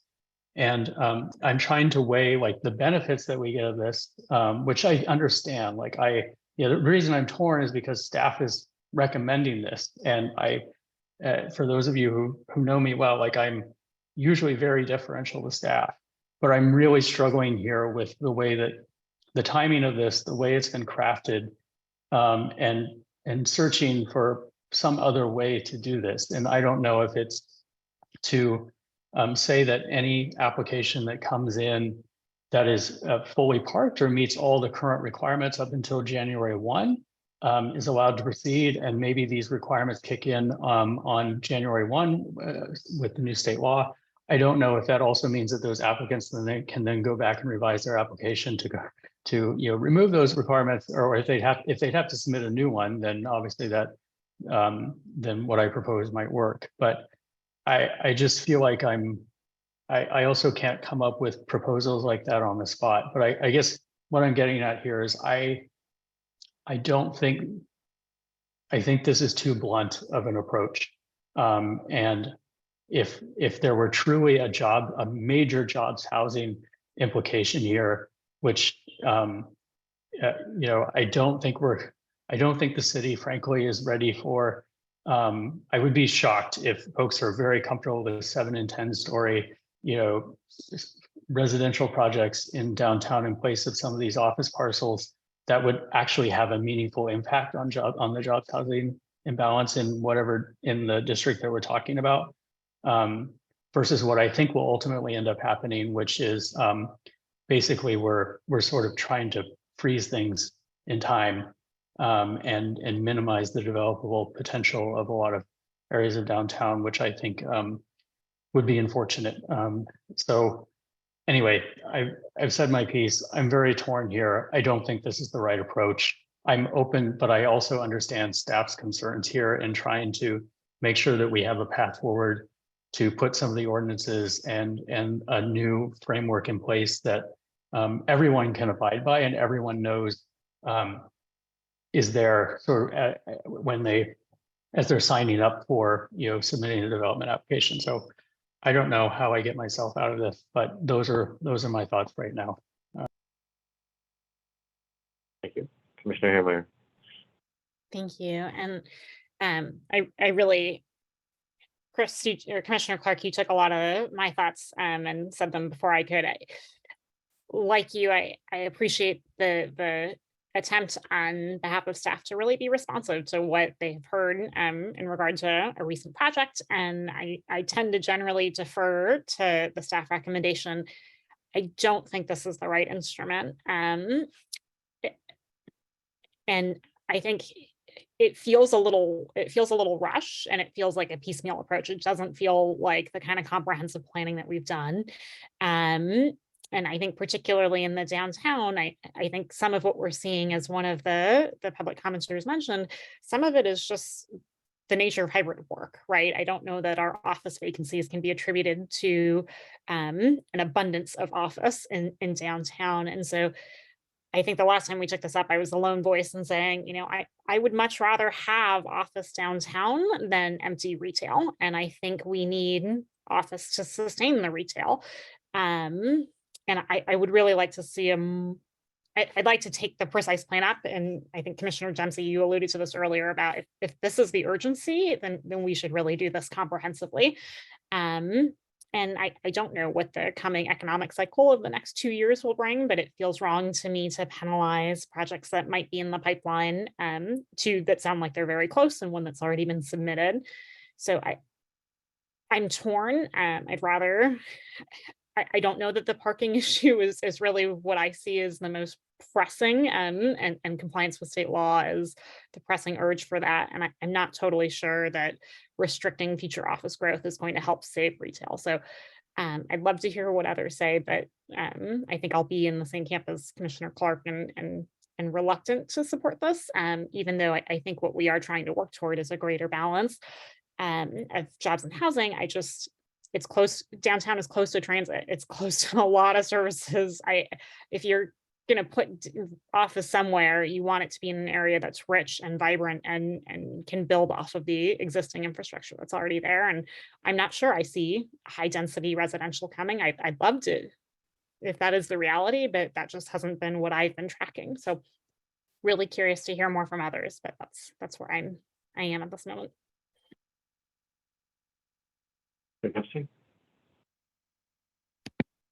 It's really hard to follow Commissioners Haymeyer and Clark because I think they just said very eloquently what kind of what I was thinking. And I'm really torn on this one. This one's hard. This is probably one of the hardest ones I've seen all year for me personally. And I think for me that I feel a couple of different ways.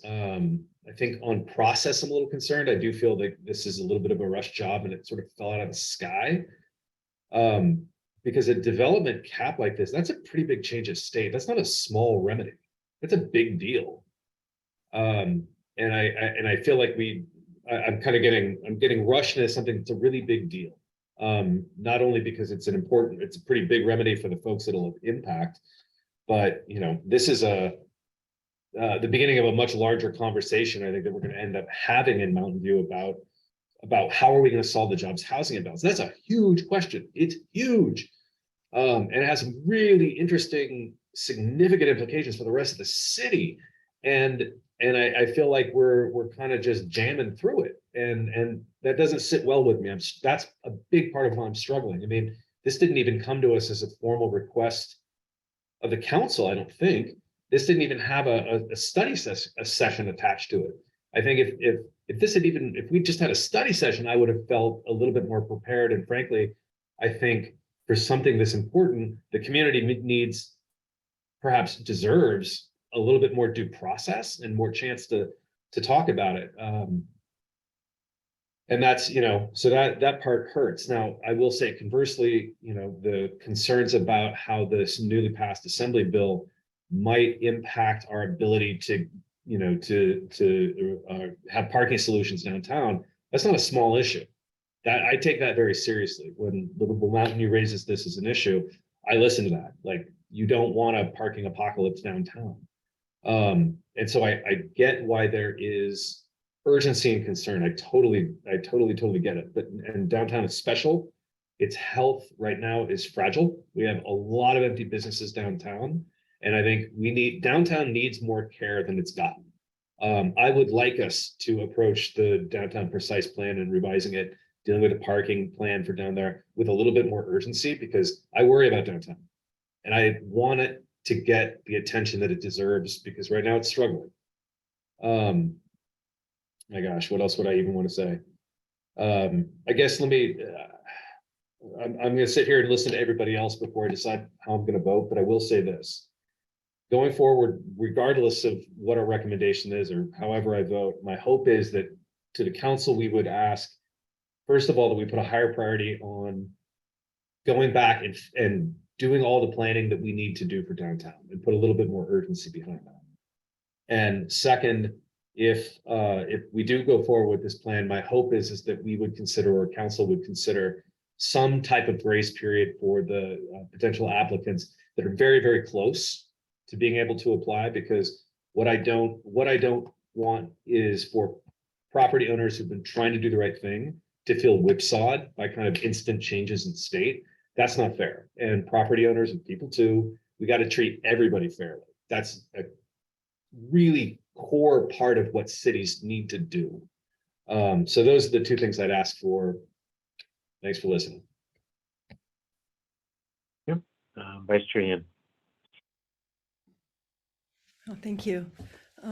Yeah, this one is interesting. And I can understand sort of what makes it very, very tough.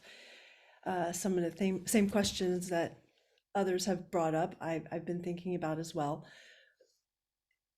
And if we just go back a little, when it comes to the jobs housing balance alone, I wish we could put a sort of little temporary breather on the whole city, just so we can sort of catch up and figure out what we could do to get that all in check, but that's not what we're talking about now.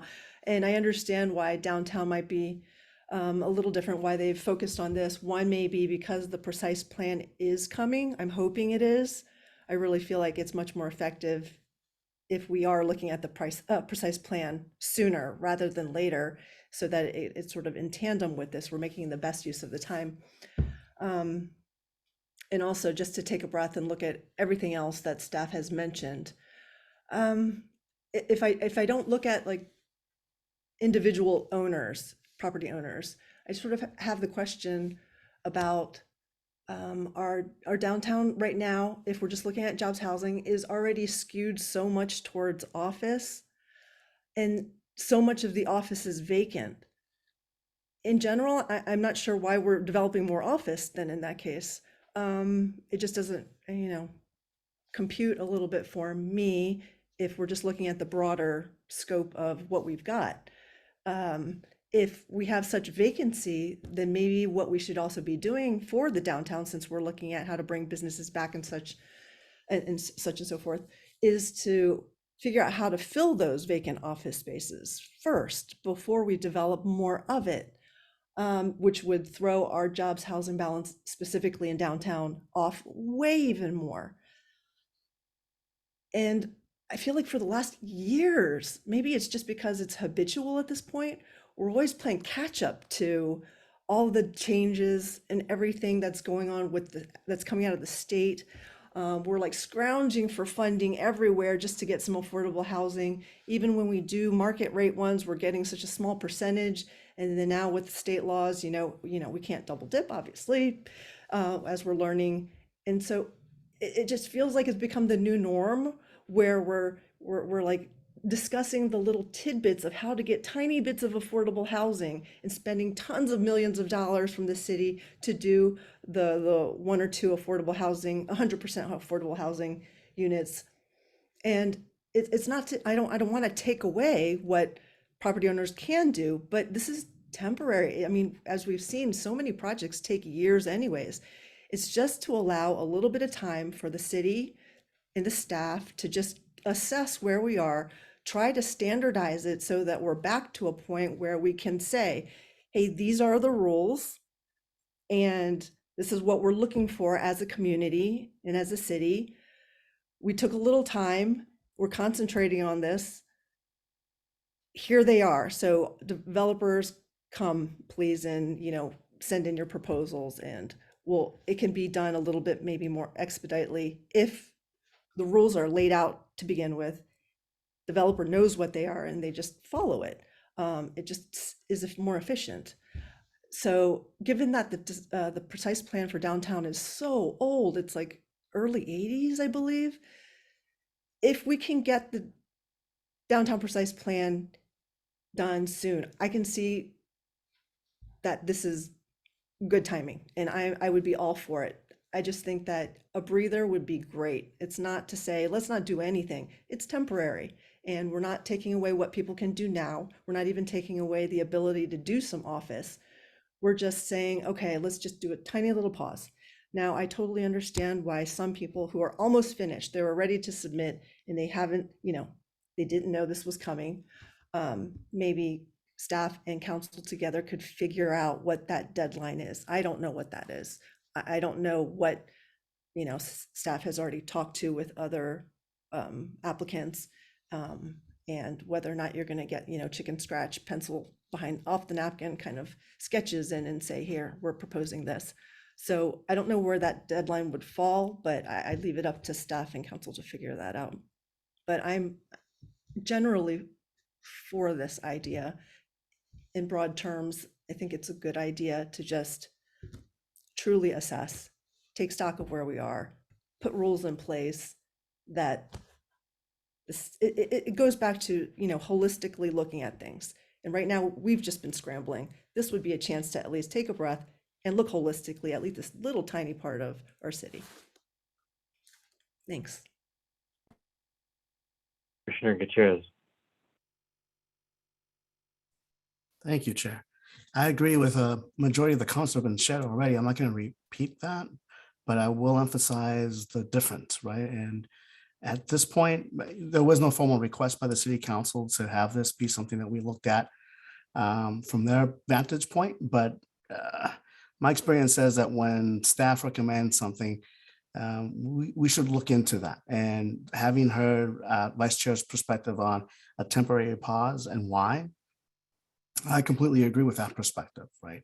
And I think when you look at it holistically, this is the role that we play right now as EPC members, but we also see the value that City Council takes into consideration when they deliberate about these types of issues also at their level and in that formal process. So it's important to at least look at this as an opportunity to just take a breather.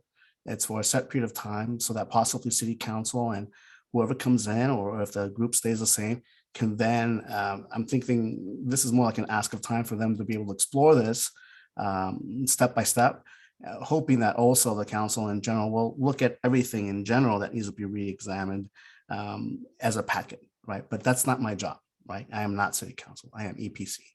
And, you know, in this case, I understand both sides of the issue, but I'm going to give the benefit of the doubt to the staff because I don't think that would lead us in a direction that would be negative as a whole. I think it's more of a, hey, we need that time out here so that we can try and figure out these things at the next level, which is your City Council colleagues, and possibly how that's going to be dealt with in the future. And then we can come back, lift up this temporary cap, and then move forward. So I'm trusting in the process right now for that. That's what I'm listening to, and I'll be in support of staff's recommendation. Thanks. Commissioner Nunez? Absolutely. And I just want to, you know, say for making my own comments, how much I do appreciate Commissioner Yin and Gutierrez's viewpoints on this as well, especially with regards to that temporary nature of this proposal, again, as a means to give us some space to understand, you know, how we can approach things a little bit more holistically in the city. And so one of the, you know, just in terms of speaking to people's open-mindedness about this, as I kind of heard some of my colleagues mention, I'll say this, let's consider that, you know, there is such a thing as, you know, an appeal to tradition, that, you know, because things have been done a certain way before, you know, and that can be a variety of things. Personal traditions, you know, are enjoyable and warm, and, you know, we enjoy them.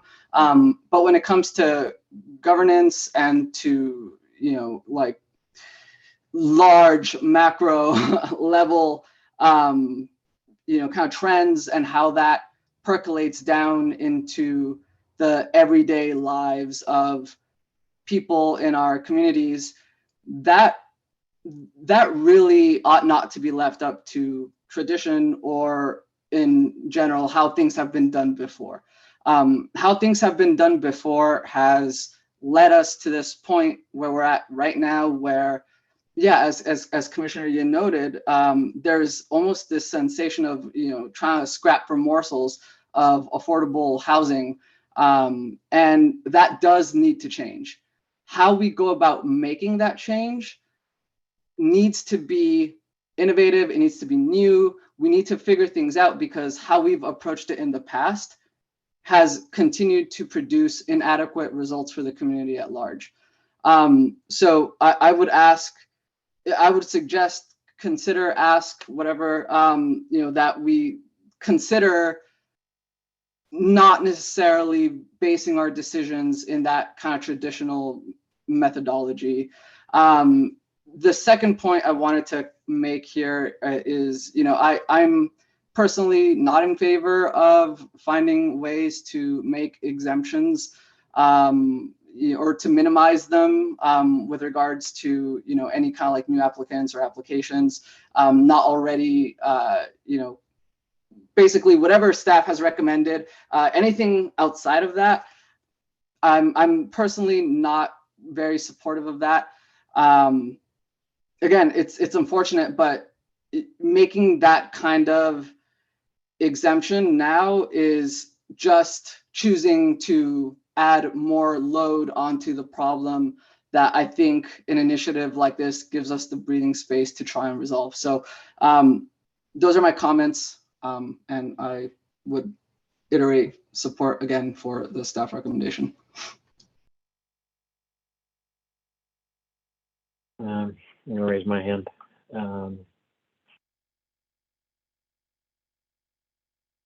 So this was, it doesn't feel like there's a simple answer here to me. A couple initial thoughts. This House bill doesn't go away if we pass this and council passes this. That parking restriction is there no matter when it is.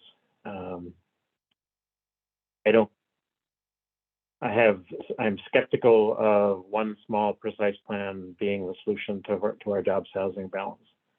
When I saw this, what I heard during the discussion around 590 was, what do we want our downtown to be?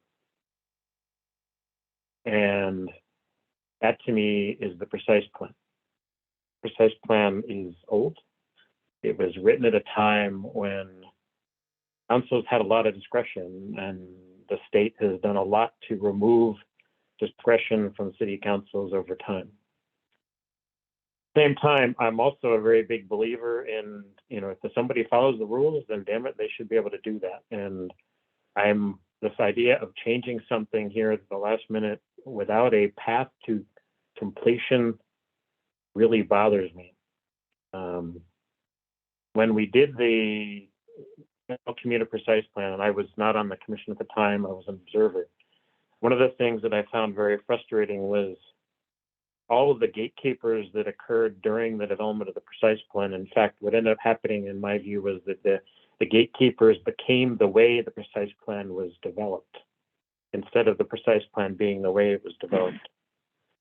If this was being proposed as a item that was in conjunction with a decision by council to take the next step and do step B plan, the phase 2 of the downtown precise plan, then this would make a lot of sense to me, because it would be some kind of we're going to put things on hold, but now there's a very definitive plan in place for coming up with, what do we want downtown to be?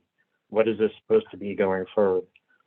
The fact that the phase 2 of the precise plan is not a goal at this point, is not something that is in place by staff, a staff priority, to me says this is premature. If this was something, and if it was something and it was proposed in conjunction with the phase 2 of the downtown precise plan, then then this would make sense to me. But right now, it feels too early. It feels unfair to the landowners that have been playing by the rules. And quite frankly, there is a lot of vacant office space downtown. Are we going to get some additional office space built? Maybe, but I'm not. I work in San Francisco, and vacancy rates in San Francisco are still astronomical. The net population in the Bay Area is in fact negative. People are leaving. It doesn't mean there's still not a housing problem, but I'm not expecting that all of a sudden, because AB, 2089 goes into effect, that there's going to be this rash of office space being built downtown. But this doesn't feel fair to me, to the people that have been playing by the rules so far. So Commissioner Clark, your timeline to me is, this would go into effect when council votes to approve a work plan item for phase 2 of the downtown precise plan, or some variant of this that says during the development of the precise plan, we're not going to allow, gatekeepers and other radical changes, but doing this independently of a downtown precise plan feels disconnected to me, and it feels unfair to the landowners that are there today. And it's also unfair because I agree, Commissioner Clark. I don't think people would have been ecstatic with a 7-story apartment complex or housing development in that corner either. So I think the question that came out of that discussion was, what do we want downtown to be? And I don't know that we know that at this point. And this feels premature. So I'm reluctant to support this at this time, but taking this to council and saying, you know, something like this in conjunction with a decision to move forward with phase 2 of the downtown precise plan would make sense, would be something that it would make sense to me to communicate to council. So that's my thing. Mr. Clark. Yeah, I agree with you. There is an aspect to it that I do want to respect too, and that I actually agree with the staff, Livable, Mountain View, and others, which is the legislation taking effect in January 1. I totally get like not wanting a rush of applications that don't have sort of any respect for our existing regulatory framework in terms of in-lieu fees or parking minimums or other things. So I do think if something's done here, it probably does need to coincide with that. And just briefly to address Commissioner Nunez earlier comments, like it's not about tradition for me. I'm actually someone who doesn't really care for tradition that much. It's more about good governance, and it would be one thing if these were like large corporate landlords. But from my experience downtown, a lot of these are, these are folks who are either part of the community or have been part of the community for generations, or these parcels have been passed down for generations. They aren't huge, they're individual families, as we heard from some speakers earlier, and they feel part of the community, and I feel like they're most of them are good, have been good partners to us in the past, and they've worked with us through boom times and recessions, and not all of them are purely self-interested. And so I do think that we owe a duty of care to not just change the rules. Rent control was one thing that was a debate that was raging for a very long time. There were a number of proposals put forth over years. People were thinking about it. This sort of just reared its head after an office application. And granted, it had been festering for a while, and there was state legislation that sort of came as part of it too. But it's just very rare for us to change the rules on folks on short notice, and sometimes there may be good reasons for that, but that to me is not about tradition. It's about being a good governing body and respecting our not just our residents, but our partners in the community who help make our community thrive. So I guess I have a question for staff, and just tell me if this isn't feasible, but I mean, is there some way that we could allow folks who want to submit compliant or applications that are compliant with the current downtown precise plan, for example, through the end of the year, and have those processed?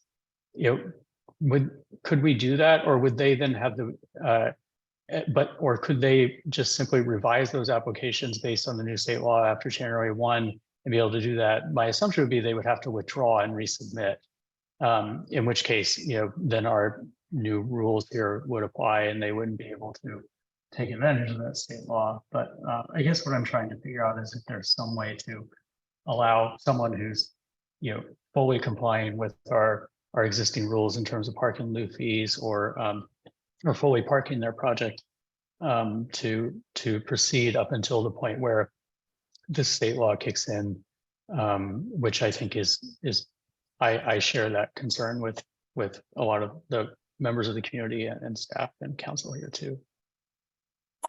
Yeah, that's a great question, and I'll try to answer it, but then I think city attorney might need her confirmation on this or not. But my understanding is that we would not be able to enforce any provision of parking after January 1st. So that means if somebody came in and their submittal on December 5th had 2 levels of underground parking, then we approved it, in the next year or something like that, then if they came in with a building permit, we would not be able to enforce that on the building permit. Is that correct, Sandy, or I just want to confirm? I think alternatively, I mean, so this is a new law, so we're still kind of grappling with how it's going to work in practice. But to the extent that they may have to come in for a development, the amendment to the development permit, but the city would not be in a position to deny that amendment because the city can't enforce or impose, parking minimums on parcels that are within a half mile of a major transit stop. Understood. And so I guess I have a second part to that, which is, is there some way for us to, I'm thinking in my head, like, I don't care that much about additions or, if you have a historic building and you're adding onto it, maybe it's somewhat more than 0.35 FAR. But maybe we don't necessarily want another, empty parking lot to develop into a large office during this period. I'm probably just overcomplicating things, but I'm just wondering if there's some way to sort of carve out, basically say like, look, what we really don't want here is like an empty parcel or a cleared parcel to become a primarily, an office building, maybe with some ground floor retail, but primarily office above 0.35. But we don't really care that much if you're redeveloping an existing parcel and you're not scraping it and you're preserving most of what's there and you're just adding some additional office. But maybe that's too difficult to carve out in the short period that we have in the next 60 days. But that was my other thought. Yeah, I mean, I would just say that if that's the consensus from the EPC, however you want to put those ideas together, we can endeavor to turn that into, a concrete standard to present to council. That's the EPC's recommendation. Got it. Okay. Well, I think just for others' benefit, like the place where I've sort of landed is I'm comfortable with something going into effect to sort of give us time to figure out what we're going to do about how this relates to parking and other things, but I would hope that, and I think we should recommend that the council take the step to prioritize phase 2 of the downtown precise plan as part of this. They can, it's one thing to prioritize, it's another to schedule, whether they decide to, make themselves a note to ensure that this is, top of the list when they consider their goal setting for whoever's on the new council. And in the spring, like that would be sufficient for me, but I wouldn't want to like do this and then like kick the can down the road in terms of them, in terms of everyone determining sort of to prioritize this. And then the other piece would be trying to find some way to allow those who might want to, whether it's setting a November 1 cutoff or setting the cutoff to whenever the council hearing is. I don't know what the right answer there is, but I just want to take into account the folks who have generally been working pretty hard on applications and might be impacted just by the last minute. Mr. Gutierrez. Yeah, Chris actually mentioned a lot of other points that I had planned to speak about. So thank you, Commissioner Clark, on that. But I think the important thing to remember here, though, too, is if we can carve in some sort of exception for those who are not Sobrato, because I think that's what happened from a layman's perspective. Big company comes in, Sobrato comes in.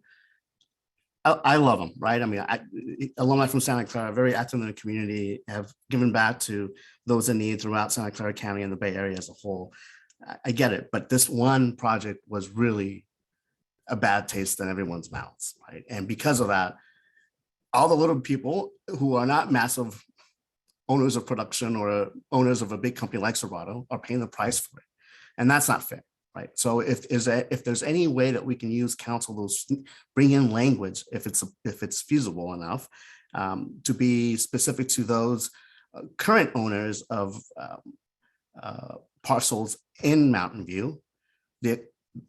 then I think that's very different from just, I think that goes to the point of comparing them to a vacant lot where anything maybe can go, right? So I leave that into Sandy's perspective in terms of finding the language to be specific enough to be impactful with what we're trying to achieve, understanding the reason why this is even brought to us in the first place. And I think when Eric mentioned to me that they're trying to be proactive, for me, that was a part of good governance.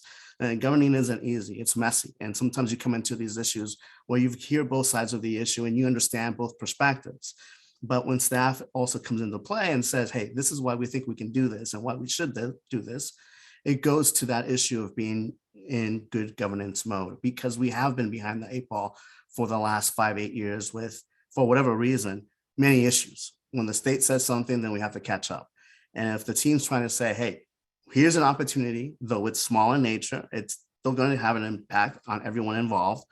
Let's take the time to do the timeout now because we think it's worth it. So having heard what Commissioner Clark had mentioned and combining these perspectives as a whole from the EPC, I can see us agreeing to something like this and then moving forward with a recommendation with these caveats. Thanks. Mr. Dempsey. So, you know, like many of my colleagues, I think everybody, you know, I'm feeling a bit split about it. I think that this is an important conversation. I think some of the concerns about what could happen downtown are well-founded. However, process is important and fairness is important. I'll just tell you what I wish would happen. What I wish would happen is I wish staff could just take in the conversation that we had tonight, go back to the drawing board, and then in 2 weeks, come back with, a staff memo that's a little bit evolved, that has a couple of options in it, that lets us decide, well, should it be 0.35 FAR? Should it be 50,000 square feet? Maybe it's a third thing. And, maybe, bake in some very reasonable exception for folks that are just about there. And then we could vote on it, and it would have been out in the public. It wouldn't feel like it fell out of the sky. It's been getting some due process. There's time for people to send us letters and tell us it's a great idea, we're full of it or whatever. But in my ideal world, that's actually what I'd like to see happen, because I don't know that we need to rush to get something into the council's hands tomorrow morning. I don't think we have to do that. I think maybe we could take a little bit more time to really bake this and think this through, because I'd rather give them a fully baked pie rather than a bag full of ingredients.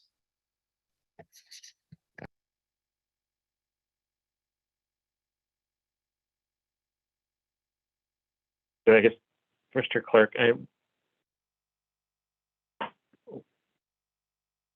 what are you proposing? I will say that anything that doesn't allow some kind of grace period for current donors, I would not support.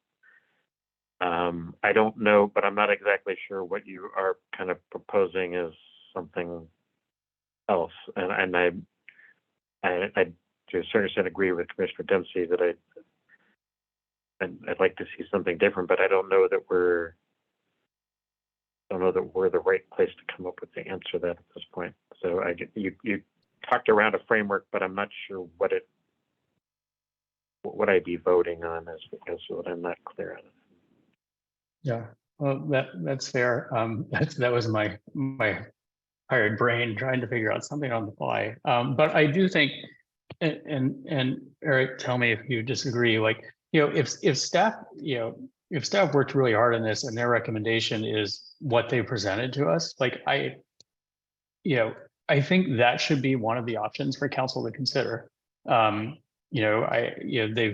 made good arguments in the staff report. So I think if it were me, presenting it to council, I think what I'd say was, here's the staff recommendation. The EPC had some concerns about it. We still recommend it, but here are some of the concerns that EPC had, and here's how we might be able to address them. One being, providing a grace period for folks to apply, and here are some options for those dates. You can set it to the original public notice date, like what is currently being proposed now. You can set it to maybe today, this meeting date that we had on November 2nd, or you could set it to be, you know, the council meeting date or a date at the end of the year. I don't know what the right answer is, and I think there are probably some things that the city attorney's office should probably look at as part of that. But I think, so one concern would be, you know, providing some sort of grace period. I think the other would be that, at least my concern was, I'm much more concerned about, you know, after January 1, someone submitting, you know, a significant, you know, a high FAR proposal for a vacant site or a site that's going to be scraped, than I am, you know, someone making some modifications to an existing structure, you know, doing some additions, those sorts of things. I don't know how, I don't know how to better state that, but I think what we don't want in the next, during this period where we're developing phase 2 of the precise plan, is, you know, another, like, you know, high FAR purely office project, right? Maybe with ground floor retail, but still, like, that's sort of that, but that doesn't have any parking provisions or anything. Like, I think that's really what we're trying to get at here, and I don't know how to better word that, but I think those are the two, like, primary primary concerns that I have is some sort of grace period. I don't know what the right date is. I think there are probably legal implications for choosing that right date.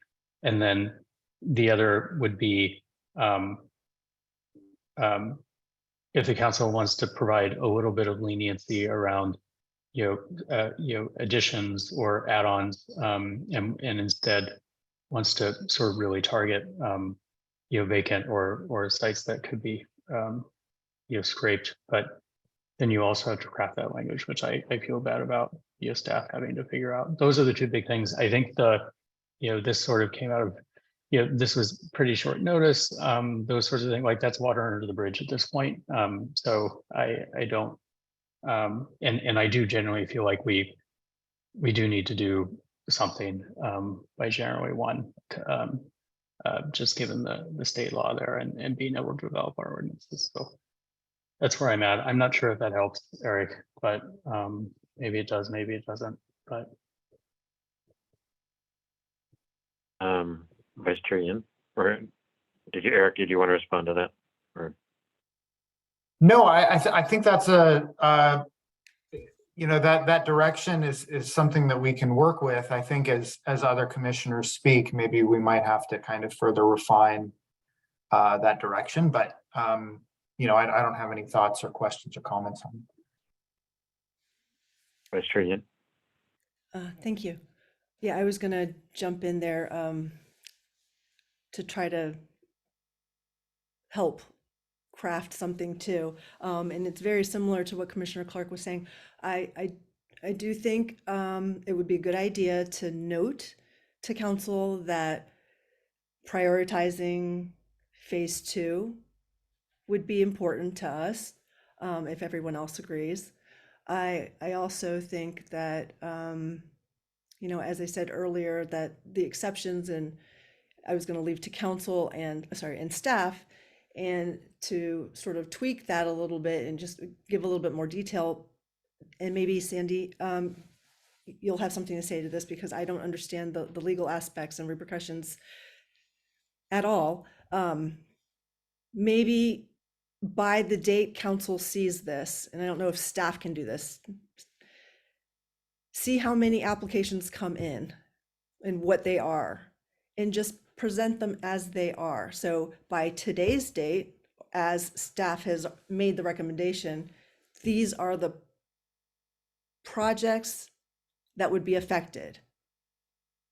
If more end up coming in, I don't know how much time staff takes to do it, but just draw a map of where they are, what the proposal is generally, like how large it is, and what, either the jobs housing balance would be off by this much, or, just the sort of key data points very quickly, and compare this date, the date of council meeting, and maybe some other one that you feel is key, and let council then see what the repercussions are, and they can choose out of like 3 dates what they feel is best. That's all I've got. Sorry, I don't know if that helps, but maybe just presenting it that way might help. Commissioner Gutierrez. Great idea, Vice Chair. Yeah, that's great. I like that, because at least the council then has the option, well, no, not the option, but the council can then look at the immediate impact of how this would affect those that are in waiting and who have just applied or will apply. And so that gives them a better holistic perspective of the impact to such a short-term cap. The other thing, though, is, Eric, I don't know if you know this or not, but I've got to ask, and Sandy as well, in terms of capacity, if you were to have these types of suggestions added on to what we're discussing now, and we were to incorporate this into the resolution, the staff recommendation, I'm wondering if that's the ideal point, or if there's enough time, as it was suggested before by Commissioner Clark and others, to go back and then bring this back. I'm not sure that there's enough time, because we only have, I believe, 1 meeting in November, right? And then I think there's only another meeting in December for us. But then council's schedule is jam-packed, as far as I know. So if we're working on a tight timeline so that they can have something in full, so that we can accommodate what they're doing to review things before the end of the year, then we may not have enough time to have you beef this up, bring it back with option 1, staff recommendation 2 and 3, but rather just do the markup now as we discuss this, and then move that forward. Is that scenario what I'm describing right now? Which of those two do you think would be best for us to approach? So let me respond to both what you said and the recommendation from the vice chair. Regarding what you said, I think ultimately what we would have to do is take the recommendation to council. Now the EPC can, as part of the recommendation, say, we think this is premature, and so we don't think you should adopt this right now. But in the next few months, after doing more outreach or doing more analysis or doing more whatever, we can come back and ask this question again. So that can be part of the EPC's recommendation. I don't want to put words in your mouth, but that seems like kind of the direction that you were going. Regarding Vice Chair Yin's option, I'm not sure that that's possible. What you're saying is that somebody could actually submit an application the morning of the council meeting, and then the staff would have to present that application that night at the council meeting. And that's kind of an extreme example, but really the analysis and report preparation time is it's not immediate, right? I mean, that's one of the reasons why we have a month between EPC and council meetings. And it's very difficult to include a significant amount of additional analysis, especially the closer and closer you get to the council meetings. And so we would expect that anybody who would be wanting to submit an application would want to take as much time as possible to do so. And so it would be a very, very difficult for us to present a set of applications to council and have them make a determination on a cutoff based on that. I understand. Thank you. Okay, so I have a quick follow-up then, Eric. So if that option isn't available for city council to review applications up to said deadline time, including the date of when this is going to be discussed at that moment with city council. I don't know what you heard from my suggestion. I'm not sure we understood each other that clearly. My point was more, if we're going to mark up the recommendation now, because we don't have enough time for you to go back and make this prettier, I just want to know that. And I think I heard your answer saying that we don't have enough time. Right, yeah, exactly. Right, okay. So I think based on that, based on the items that were brought up by the commissioners as a whole, I think Sandy has a good amount of understanding of what type of language we're looking for the restrictions or the exceptions that we'd like to look at and add on to the recommendation as points of interest for council to review. Does that make sense? Well, Thank you, I've nodding. heard a lot of things, but I don't know what a majority of the EPC is going to support. So I need Right. to hear a motion with kind of the bullet points of what you would like. I mean, it could be you move the staff recommendation, you know, with an additional exemption for a pipeline provision to exempt projects that have submitted an application by such and such a date. And any of the dates actually that you've floated could potentially work. I mean, I don't think there's a legal problem with any of them. No one will be vested anyway for an office project. So, and then if there's other bullet points you want to add to the motion, then we'll see. And then we may be able to work with that to craft language. Well, that's wonderful because now at least we all have a framework from what you need from us to be able to figure that out, right? So that's key to be able to figure out, okay, what does Sandy need to move this forward? So I would agree with Commissioner Clark's perspective early on with the 2 points that he made. Now, I don't know what the other commissioners think, so maybe now's a good time to find out. Do you all like that perspective or in favor of that, or would you want to change that in general? Quick question, Sandy. Would this require a second reading?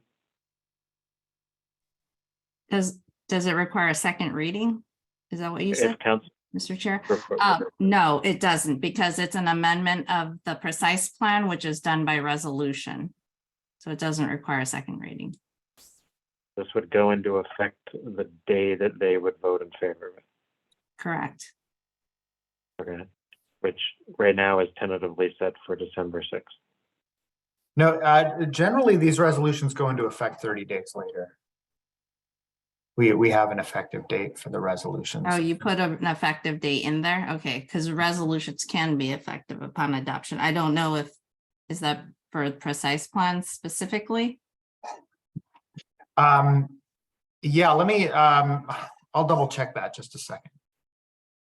I guess what I'm getting at is taking on what Commissioner Clark talked about, which is picking a date. Okay, and the idea of giving them multiple choice, I'm not a big fan of that. But I would either it's the date that that the grace period goes up until December 6th, or if it's goes into effect 30 days later, it's any project submitted up until January 6th. But I'm not comfortable with now or yesterday kind of a thing. So if Commissioner Clark is open to something like that, I would be more inclined to something that was linked to the date that council votes on it and when the thing goes into effect, so that there's some period of time. If it's the 6th, it would give roughly 30 days from now. If it was 30 days after that, or December 31st, that's fine. But I think there needs to be some kind of a time frame. And if thinking about what Commissioner Clark said, if it's something in the staff report, it says small changes associated with building upgrades, government-owned property, blah, blah, blah. If there was improve, and the one before is improving and place buildings, but not to add office space greater than 3.5 FAR, that could be, it sets some specific square footage limit that might, maybe that would address the Commissioner Clark's concern and my concern at the same time or something. So if it's upgrades to property, something with the same property, and remove the parking lot demolition, the building on a parking lot approach. I don't know how clear I was there, but something that something along that line that says, if they're approving a space, upgrading existing space, expanding something that's already there within within some number, within the precise plan. I think I said the precise plan allows up to 0.4, is what you said earlier, Eric. So if it was within that guideline and on upgrading an existing building or something like that, then that would make some sense. That would make more sense to me. Commissioner Clark. Yeah, so it sounds like it would be the staff recommendation with 3 additional points. One would be that the EPC recommend that the council prioritize phase 2 of the downtown precise plan review and update alongside the adoption of this resolution or very soon thereafter. You know, at minimum with a note to prioritize it if they're goal setting, but anyway, that I think the first position would be, you know, in concert with adopting the resolution, that they also prioritize phase 2 of the downtown precise plan update process as soon as possible. 2, that the council, that the EPC recommends that there be a pipeline provision. I think you can basically present to council the applications that you've received up through the point where you're comfortable, you know, including them in the staff report that goes out, you know, as of the time that you issue the staff report. And maybe, you know, my personal view is that the earliest date, the earliest cutoff date would be the date that you notice the council meeting, which would be approximately, you know, 4 weeks from now. But if the council wants to, you know, if the council sees the list and they decide that they want to provide, you know, additional time, then that's perfectly fine too. But I think that at minimum there should be a pipeline provision. And my personal preference, I don't know how my colleagues feel, is that the latest or the earliest date that should be the noticing of the council hearing on this. And then the third would be that the council, you know, consider you know, a separate cap for you know, additions or modifications to a structure. I'm not sure how to best word this because I don't want people to sort of be able to weasel around it. But basically, you know, your 0.35 for, you know, a vacant site or a site that's being scraped or that's, you know, a separate structure is fine. I just think if someone, if you want to do like if you think a square footage cap makes more sense for, you know, in addition, if someone's adding a couple of floors of something to an existing building or adding on to a historic structure, they're preserving the historic portion of it and adding on to it. And if it's easier to do that as a square footage cap as opposed to an FAR cap, then I'd be open to that too. But I think the fundamental recommendation there is to maybe consider having a more lenient cap for that type of project versus, you know, just a scraped site or a vacant site that's starting from scratch. That's the 3-pronged approach in addition to the staff recommendation.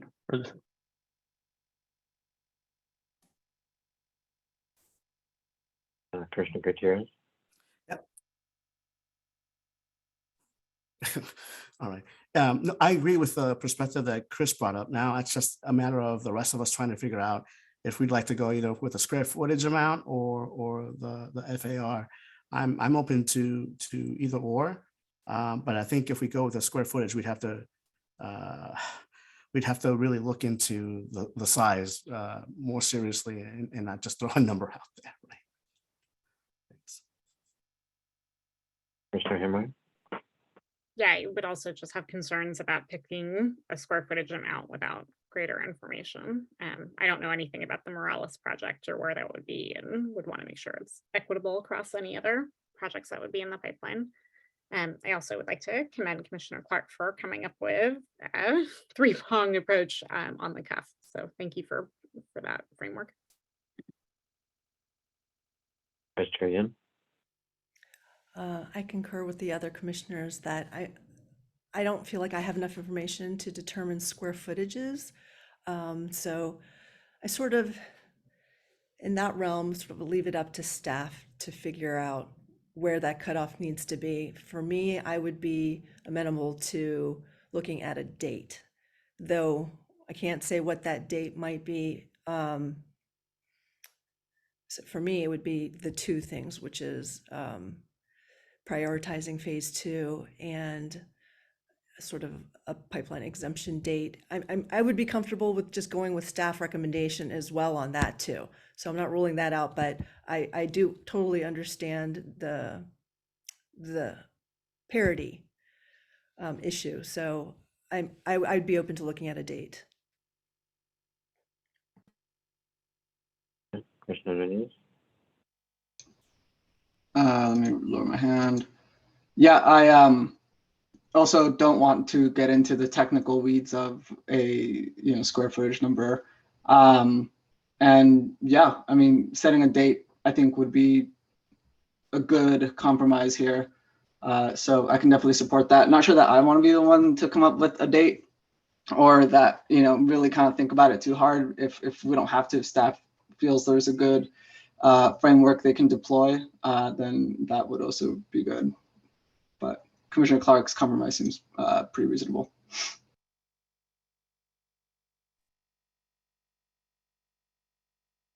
So Eric, do you, sorry, quick question for Eric. Do you have a thought on how do we deal with these, existing site approach? Sounds like the majority of the commissioners are uncomfortable deciding on a square footage number. Is there a different way of addressing the FAR number that would, I don't know how we vote on something and we say, and staff will come back to council. That number is, No, that's a good question. There are a lot of different ways to look at it. If you focus on square footage, then you're letting smaller sites go through and probably not letting larger sites go through. If you focus on FAR, it's probably a little more vice versa. If you are really interested in the addition question, you may want to have something in there that's about like what percentage increase is happening on the building, right? So that they're not just saving a wall. Those are all different ways of thinking about the question, and there are probably more.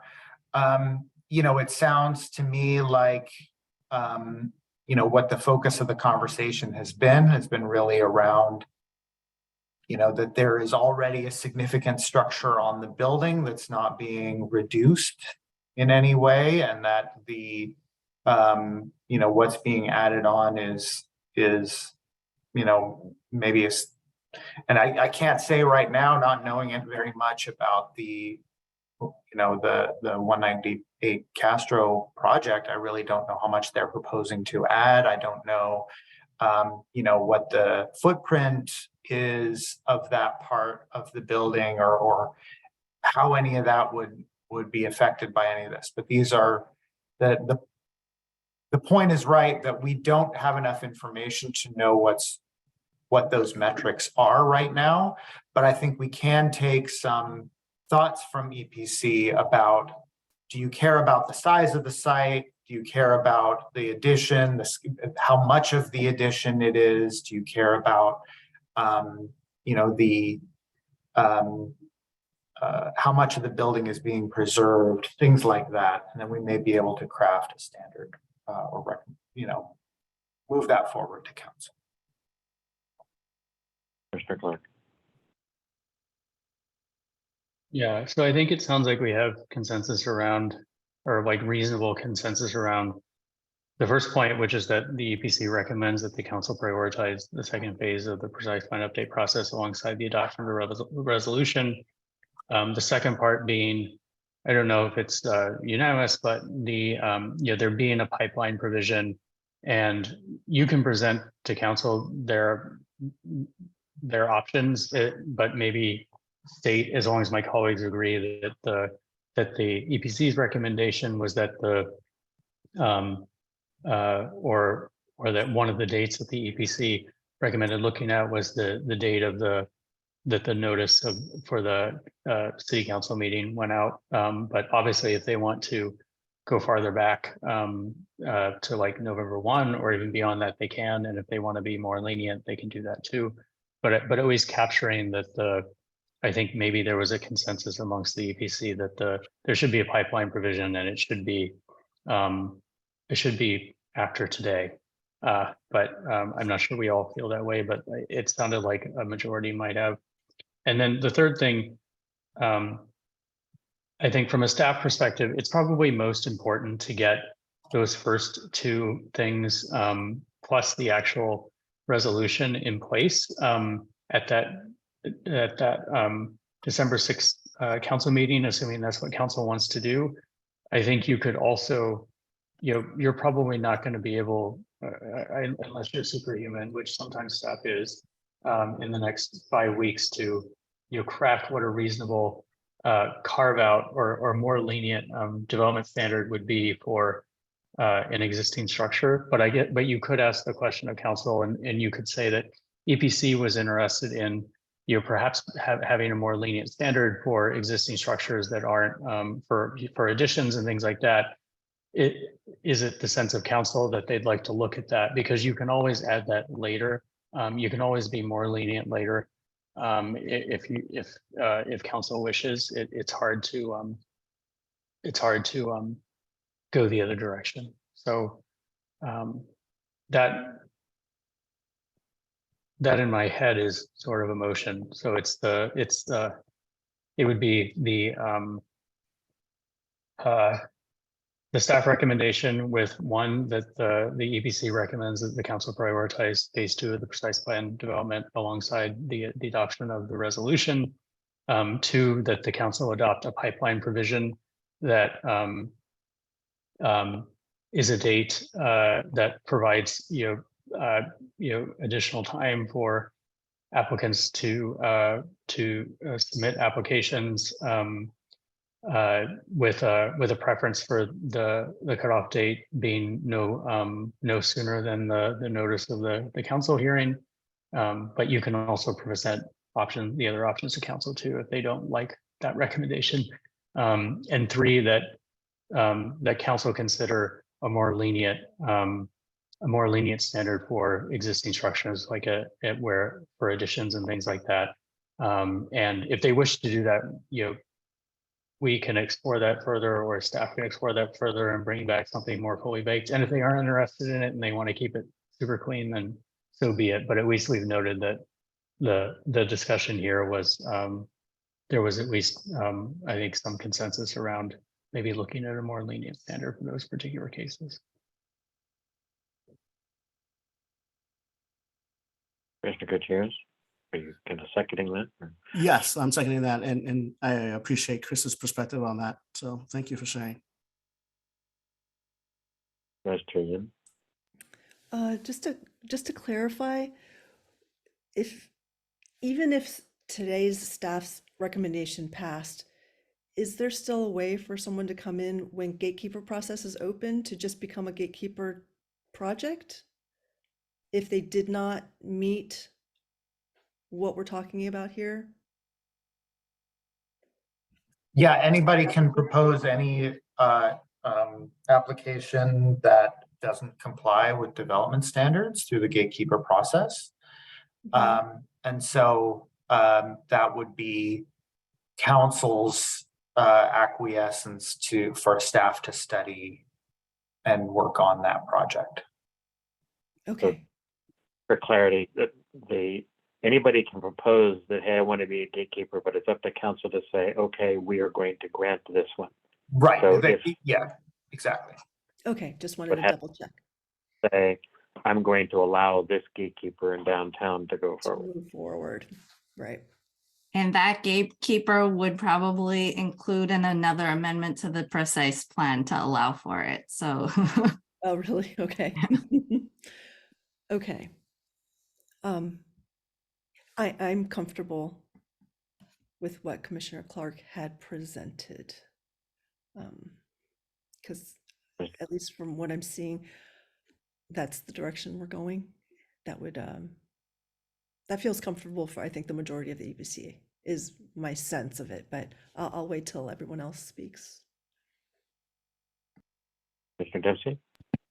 Yeah, it looks like we're getting close to a vote here. I wanted to say just two things. One, with the nuance that's been added, I think to this, that gets me close enough, so I'll be comfortable. I'll be comfortable going along with this, and I wanted to commend Commissioner Clark for all his hard work trying to piece all that stuff together to get us to where we were. So I commend him for his clever work there, and look forward to getting this done. Commissioner Nunez? Yeah, I can support the proposal on the table. Commissioner Hammer? Likewise.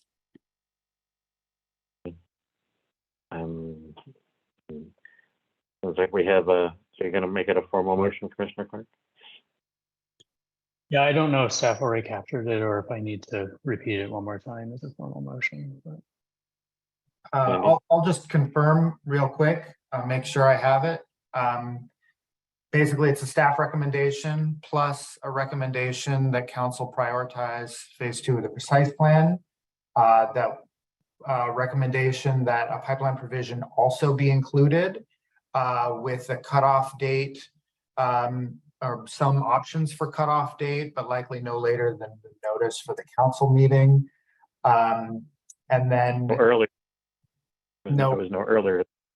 No earlier than the notice. Okay. I'm glad I clarified.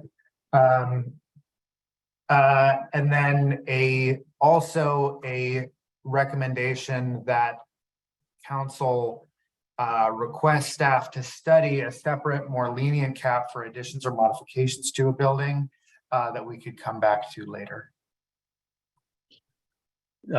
Just two minor changes. The last one, not that the EPC requests that council do that, but that the council basically indicates that there was interest amongst the EPC in having a separate, more lenient standard, and that the council consider that.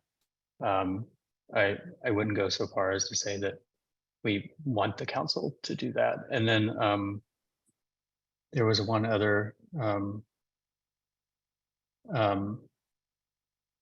Oh yes, and I while the EPCs, I think general consensus was that the date should be no earlier than for the pipeline provision should be no earlier than the council the public notice of the council meeting for that item, that you'll present all the options that they have to be more strict or more lenient. And then not really part of what would go, but just maybe if you'd be willing to just update the list of applications for council that you've received at that point, whatever you feel is most reasonable for you. I don't know if you can do it up until the point when the staff report goes out, but I'm sure council might be interested in what has come in since, so they can make a decision on whether to make it earlier or later for that pipeline provision, because there might be folks we haven't heard from tonight who submit something and maybe those applications won't be of interest. But anyway, that all captures it, I think. And if Eric, that's okay with you, then I'll make that my motion. All right, got it. Okay. And Commissioner Gutierrez, are you still seconding? Of course, yeah. Right. Vice Chair Yin, you had your hand up. You had a question? Unmute. I was going to say what Commissioner Clark just said, which is to not say we're requesting that it be no later, but that it is up to their discretion if they want it earlier or not. And I was also going to just ask if we wanted to put a later, the latest date for the point that Commissioner Clark had said earlier about the state law passing, and there's that date that is looming that would sort of take us into the realm of losing out on some of the benefits for which we're doing this entire thing. And I don't know exactly what that date would be if it doesn't take effect 30 days until it's noticed or until the vote. So wait a minute, December 6th is when the council might meet on this. So it's possible that it would be January 6th that it goes So- into effect. Yeah, so Sandy was right. It actually does go into effect immediately. And it doesn't matter either way because nobody would be vested in that month anyway, right? Oh, okay. Nobody would get their vesting rights in that period. I understand now. Okay, thank you. Thank you. It's fine. I third it. Are we clear or we're not clear? Yeah. Nodding his head. Sandy nodding her head. Okay. Commissioner Clark? Yeah, before we vote, I just wanted to say thank you to everyone. Like, I know I'm still personally uncomfortable with this, but I feel better about it. And I'm sure we all have some level of discomfort with the compromise we've agreed to, but anyway, I really appreciate you all sort of putting up with trying to come up, all of your recommendations, sort of putting everything together so that we could figure out a path forward that I think probably fully satisfies no one, but at least gets us, moves the ball forward and solves whatever problem is before. And Commissioner Gutierrez?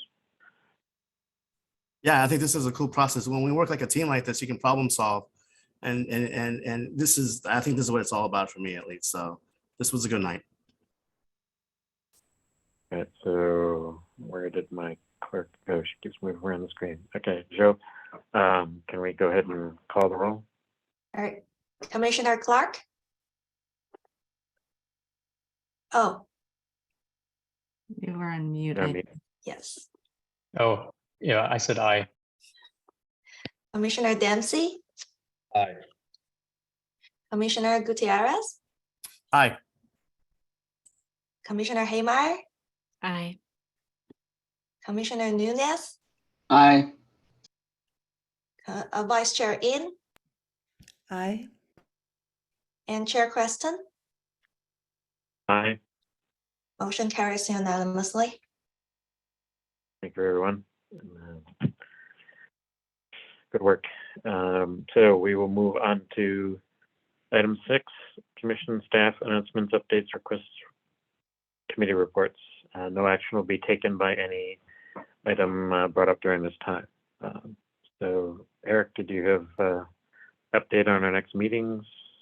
Sure, yeah, so the next meeting is going to be the housing element. We're getting all of that ready for you. You should expect the final EIR out end of the week. That's our goal for getting that out. So you should be able to find that on the website then. We're working hard to finalize the housing element for your review. You know, our goal is to try to get it out as early next week as we can. If it comes out on Thursday and you only get the long weekend to review it, I apologize, but that may be a reality given what we're working on. So, but it will come out no later than Thursday. Do we have something for December at this point? Yeah, we do tentatively. Let's see. Well, I'll just say right now that we do tentatively have some items. I'll have to give a report on those the next meeting. Just on that, I'm holding the 14th of December for a special EPC meeting. Is that right? Or is that old? So it was a special EPC meeting on the original calendar. Okay. It actually doesn't look like we have any items scheduled for that meeting at this time. Give us another 2 weeks. Yeah. And we'll let you know if it's going to be officially canceled. Of course. Thank you. Commissioner Clark? Just to be clear, we should be holding, just to be safe, we should hold the 7th and the 14th for now, but not the 21st. Yes, the 7th, but not. Sorry, the 7th and 14th, but not the 21st. Yeah, no, the 21st was never scheduled as a EPC meeting just because of the holidays. But yeah, for now, this is the 7th and 14th. Okay, and not November 30th. So, okay. No. Got it. Thank you. Yep. Any other announcements?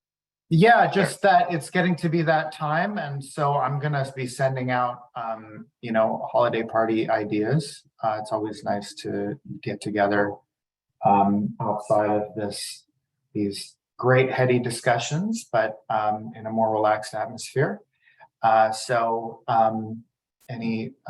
Just be ready for that, and I'll set up some dates and some possible locations.